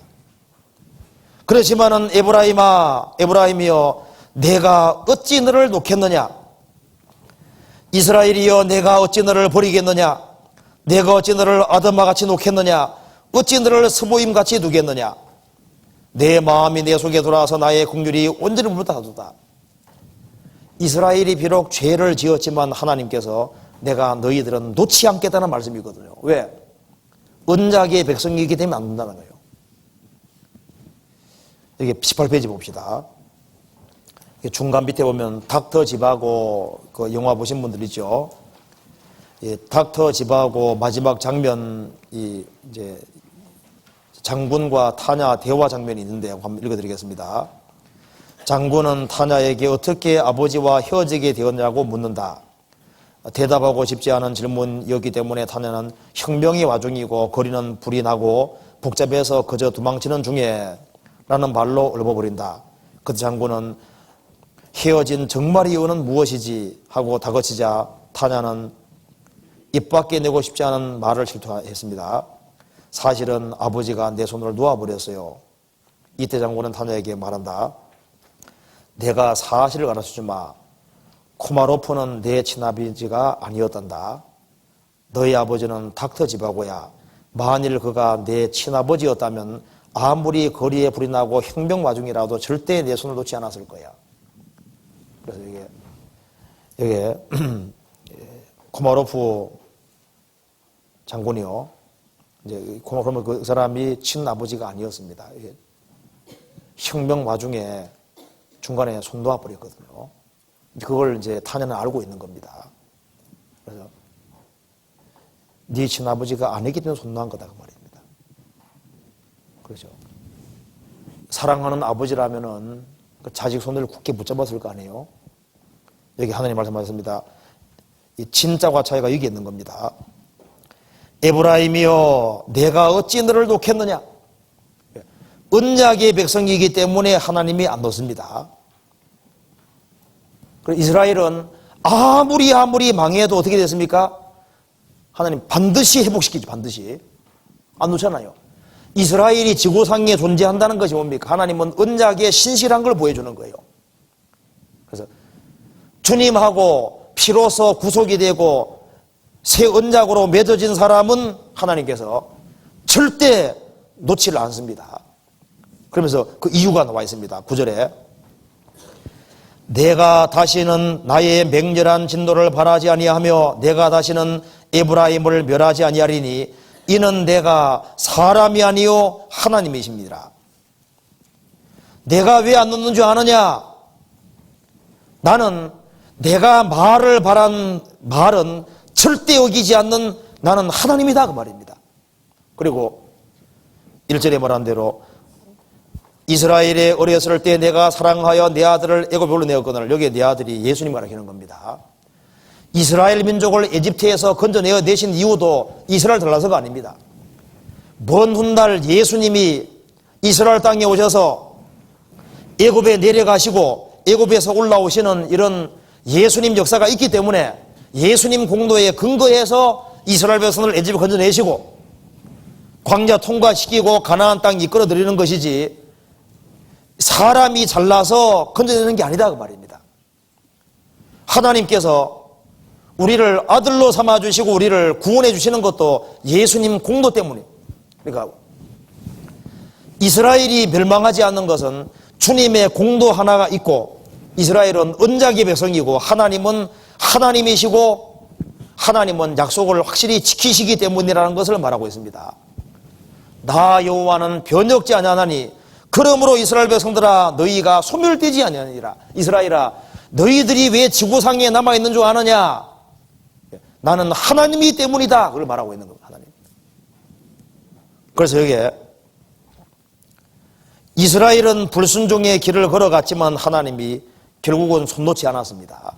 기어코 이스라엘을 붙잡아 주는 것은 언약 때문인 겁니다. 그리고 하나님은 약속에 진실하시기 때문입니다. 그래서 주님 피로 확실하게 구원받은 사람은 고난받는 건 있지만은 주님 놓지는 않습니다. 그리고 아무리 징계하셔도 하나님이 손 놓는 것은 없는 거예요. 내가 저희에게 영생을 주노니 영원히 멸망치 아니되요 또 저희를 내 손에서 빼앗을 적 없느니라. 내가 어떻게 너를 놓겠느냐? 놓지 않습니다. 하나님께서 구속받은 사람은 놓지 않습니다. 그리고 이제 이스라엘 백성들에게 말씀했습니다. 호세아 12장 6절 봅시다. 같이 읽겠습니다. 그런즉 너희의 하나님 여호와께로 돌아와서 인애와 공의를 지키며 항상 너희의 하나님을 바라볼지니라. 12장 1절에 보면은 에브라임은 바람을 먹으며 동풍을 따라가서, 그래 나와 있죠. 에브라임은 바람을 먹었다. 바람 먹어 배부른 사람 없죠? 너희들은 바람 먹었다. 하나님을 떠난 삶은 바람 먹는 삶이니까 공허하고 아무 의미가 없다는 걸 말하는 겁니다. 결국 허물하는 것이고 무가치하다는 걸 말하는 겁니다. 그리고 동풍을 따라가서, 동풍 따라가는 것이 성경에서 우상은 동풍이라고 했죠. 나중에 읽어보시면 아시는데 우상을 동풍이라고 했습니다. 에브라임은 바람 먹으며 동풍을 따라가서 세상 풍조 따라가고 마귀 따라가고 우상 따라갔다는 겁니다. 그래서 이스라엘 백성들이 우상을 따라가니까 하나님이 돌이키게 하기 위해서 10절에 내가 여러 선자들에게 말하였고 이상을 많이 베풀어 보였으며 선자들을 병자의 비유를 베풀어노라. 하나님께서 돌아오게 하기 위해서 선자들을 보내고 이상을 많이 보이고 선자들 병자에서 비유를 베풀고 하나님 말씀을 내려줬는데 이스라엘 백성들은 돌이키지 않는 겁니다. 그래서 이스라엘 백성들이 많은 징계를 받았던 겁니다. 그래서 이스라엘 백성들이 말했습니다. 이제 너희들은 하나님께로 더 이상 방황하지 말고 하나님께로 돌아와서 인애와 공의를 지키며 항상 너희의 하나님을 바라볼지니라.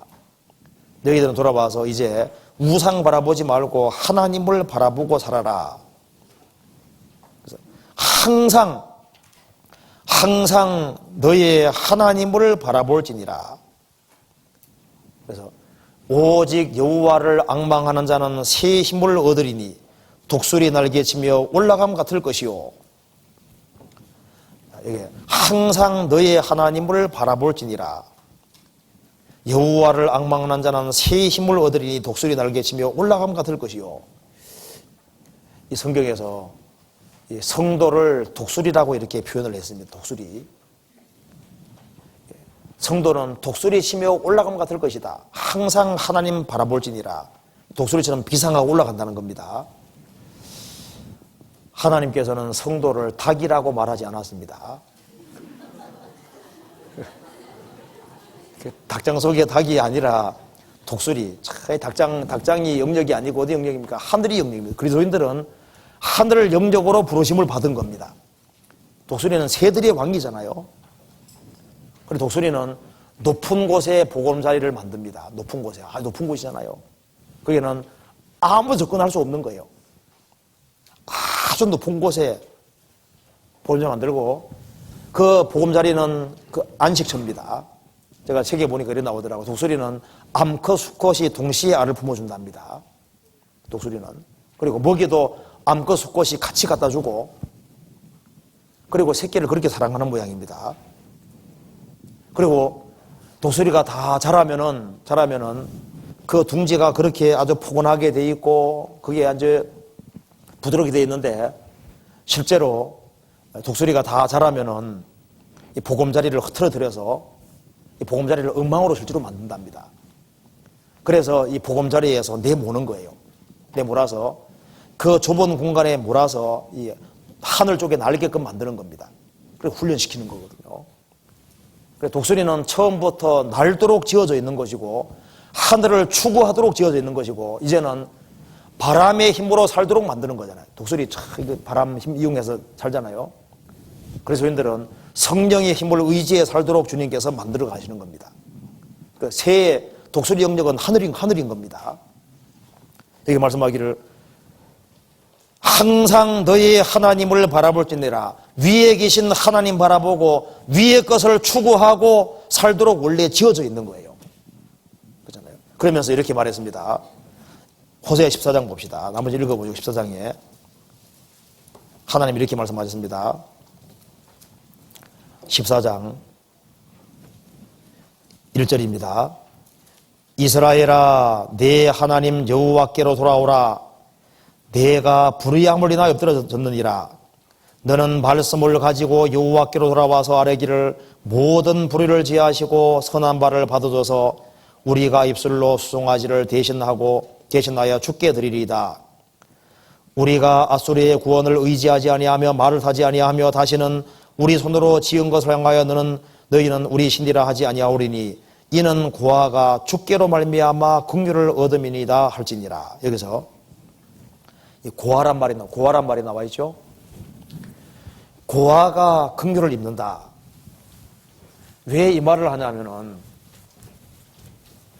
이스라엘 백성들은 아버지가 많았습니다. 아버지는 딱 한 분이 아버지입니다. 이스라엘 백성들은 많은 우상을 가지고 있습니다. 우상이 아버지입니다. 하나님이 아버지로 계신데 하나님을 아버지로 삼지 아니하고 이스라엘 백성들이 많은 아버지를 가지고 있을 때는 하나님의 긍휼을 못 입는 거예요. 그래서 이스라엘이 고아가 될 때 하나님이 아버지가 되어 주시는 겁니다. 왜 사람들이 구원이 안 되냐면 영혼의 아버지가 너무 많은 거예요. 그래서 이스라엘이 우상이 자기 아버지가 아니고 자기를 도와주는 존재가 아니라 우상은 정말 아무것도 아니라는 걸 확실히 깨우치고 영적으로 진짜 고아가 될 때 불쌍하잖아요. 고만 불쌍하잖아요. 하나님 앞에서 정말 의지하고 기댈 것이 없고 세상에서 우상이 다 사라지고 이 세상에 어떤 것도 자기 아버지가 안 되고 자기에게 도움이 안 된다는 걸 확실히 깨달을 때 하나님이 아버지가 되어 주시고 하나님이 모든 것이 되어 주시는 겁니다. 하나님이 아버지가 되어주려고 해도 아버지가 많으니까 이스라엘이 불쌍히 받지 못했던 겁니다. 그래서 이스라엘은 많은 아버지를 가졌습니다. 지금도 사람들이 왜 하나님이 자기 아버지가 안 됩니까? 아버지가 너무 많은 거예요. 어떤 사람은 물질이 아버지입니다. 어떤 사람은 쾌락이 아버지, 어떤 사람은 연예인이 아버지고 스포츠 선수가 아버지가 되기도 하고 눈에 보이는 아버지가 너무 많으니까 하나님의 긍휼을 못 입는 거예요. 그래서 영혼의 부모를 잃은 고아임을 알지 못하는 인생들입니다. 그래서 우리가 영적으로는 자신이 고아라는 것을 확실히 깨달을 때, 그래서 이렇게 25페이지 봅시다. 질병이 들 때 그때 자기가 영적으로 고아라는 것을 느낄 수도 있습니다. 그래서 너무 큰 고통에 빠졌었는데 세상 어떤 것도 도와줄 수 없다는 걸 확실히 깨달을 때 고아가 되는 겁니다. 세상의 모든 것이 정말 허무하다는 걸 확실히 깨달을 때 그때 영적으로 고아가 될 수 있습니다. 세상에서 일하는 것이 다 날아갈 때 기댈 것이 완전히 없는 고아가 될 때 그때 하나님이 아버지가 될 수 있는 겁니다. 그래서 모든 우상이 아무것도 아니라는 걸 확실히 깨닫게 될 때 그는 영적으로 고아가 되는 겁니다. 인생의 허물을 깨닫고 세상 것으로 만족할 수 없는 인생이라는 걸 확실히 알았을 때 그는 영적으로 고아가 된 겁니다. 곧 심령이 가난하게 됐을 때 정말 애통하는 사람이 됐을 때 그것이 바로 고아입니다. 고아가 됐을 때 주님께서 불쌍히 여기시고 구원해 주시는 겁니다. 우상을 버리고 자신이 아주 비참한 처지에 있다는 걸 알고 하나님의 긍휼과 자비를 구할 때 그때 고아가 되어 있는 것이기 때문에 그때 하나님께서 불쌍히 여기시고 구원해 주시는 거예요. 그래서 영혼에 많은 아버지가 있으면 도움받지를 못합니다. 고아에게 하나님은 아버지가 되어줍니다. 우리는 세상에서 소망 없는 비참한 고아였습니다.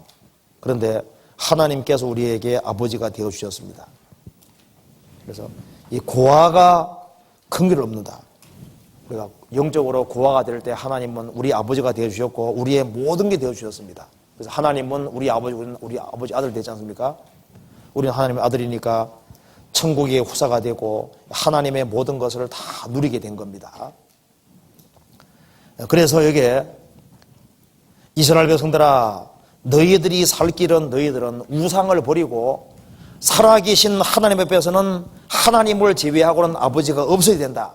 그것이 너희들이 살 길이고 그렇게 될 때 내가 이슬과 같은 모습으로 나타나서 너희들에게 말없이 축복해주고 그리고 완전히 회복시켜 줄 거다. 이렇게 말을 했습니다.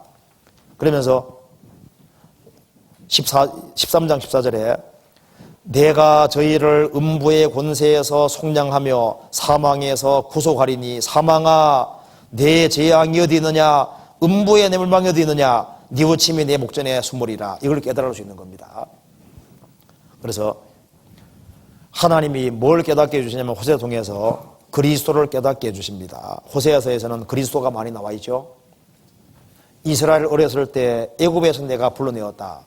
하나님께서 예수님이 오셔서 이스라엘 땅에 들어갔다가 나오시는 것을 염두에 두시고 기록하셨습니다. 그리고 제3일에 일으킬 것이다. 예수님이 죽으시고 부활하는 날도 나와 있죠. 그리고 여기에 14절에도 내가 저희를 음부의 권세에서 속량하며 사망에서 구속하리니 예수님으로 말미암아 사망 권세를 피하시고 우리를 속량하고 구원할 것을 말씀해 주셨습니다. 그리고 사망아 너의 이기는 것이 어디 있느냐 음부에 너의 쏘는 것이 어디 있느냐 사망항에서 호령할 수 있는 사람으로 만들어 주시는 겁니다. 이 복된 진리는 참는 사람이 깨달을 수 있습니다. 마지막으로 14장 9절 같이 읽읍시다.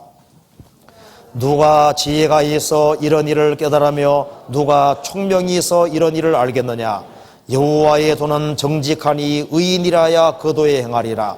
그러나 죄인은 그 도에 거쳐 넘어지리라. 누가 지혜가 있어 이걸 깨달을 수 있겠느냐. 이것은 하나님의 도움 없이는 깨달을 수 없습니다. 그래서 여기에 호세아 전체 주제는 핵심 주제는 너희들이 사는 길이 뭐냐. 사는 길은 이 말씀을 붙잡는 것이 사는 길이다.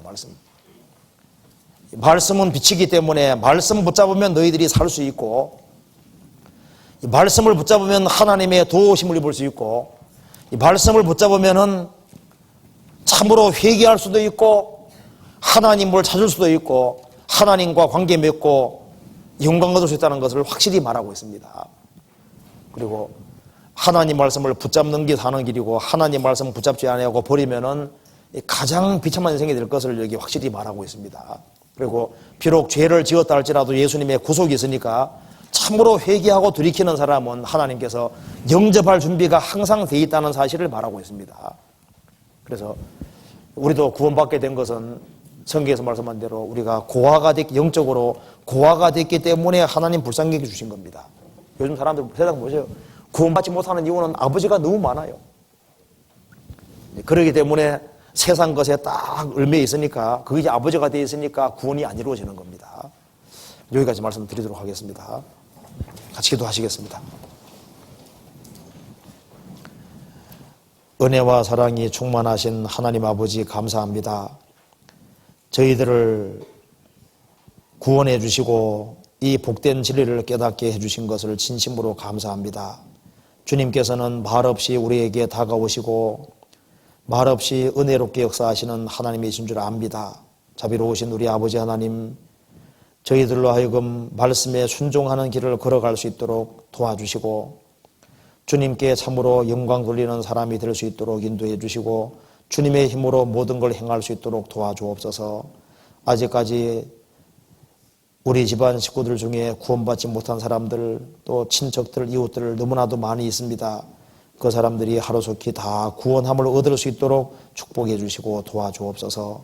돌아가는 모든 발걸음도 지켜주시옵소서. 우리 구주 예수 그리스도 이름 받들어 기도하옵나이다. 아멘.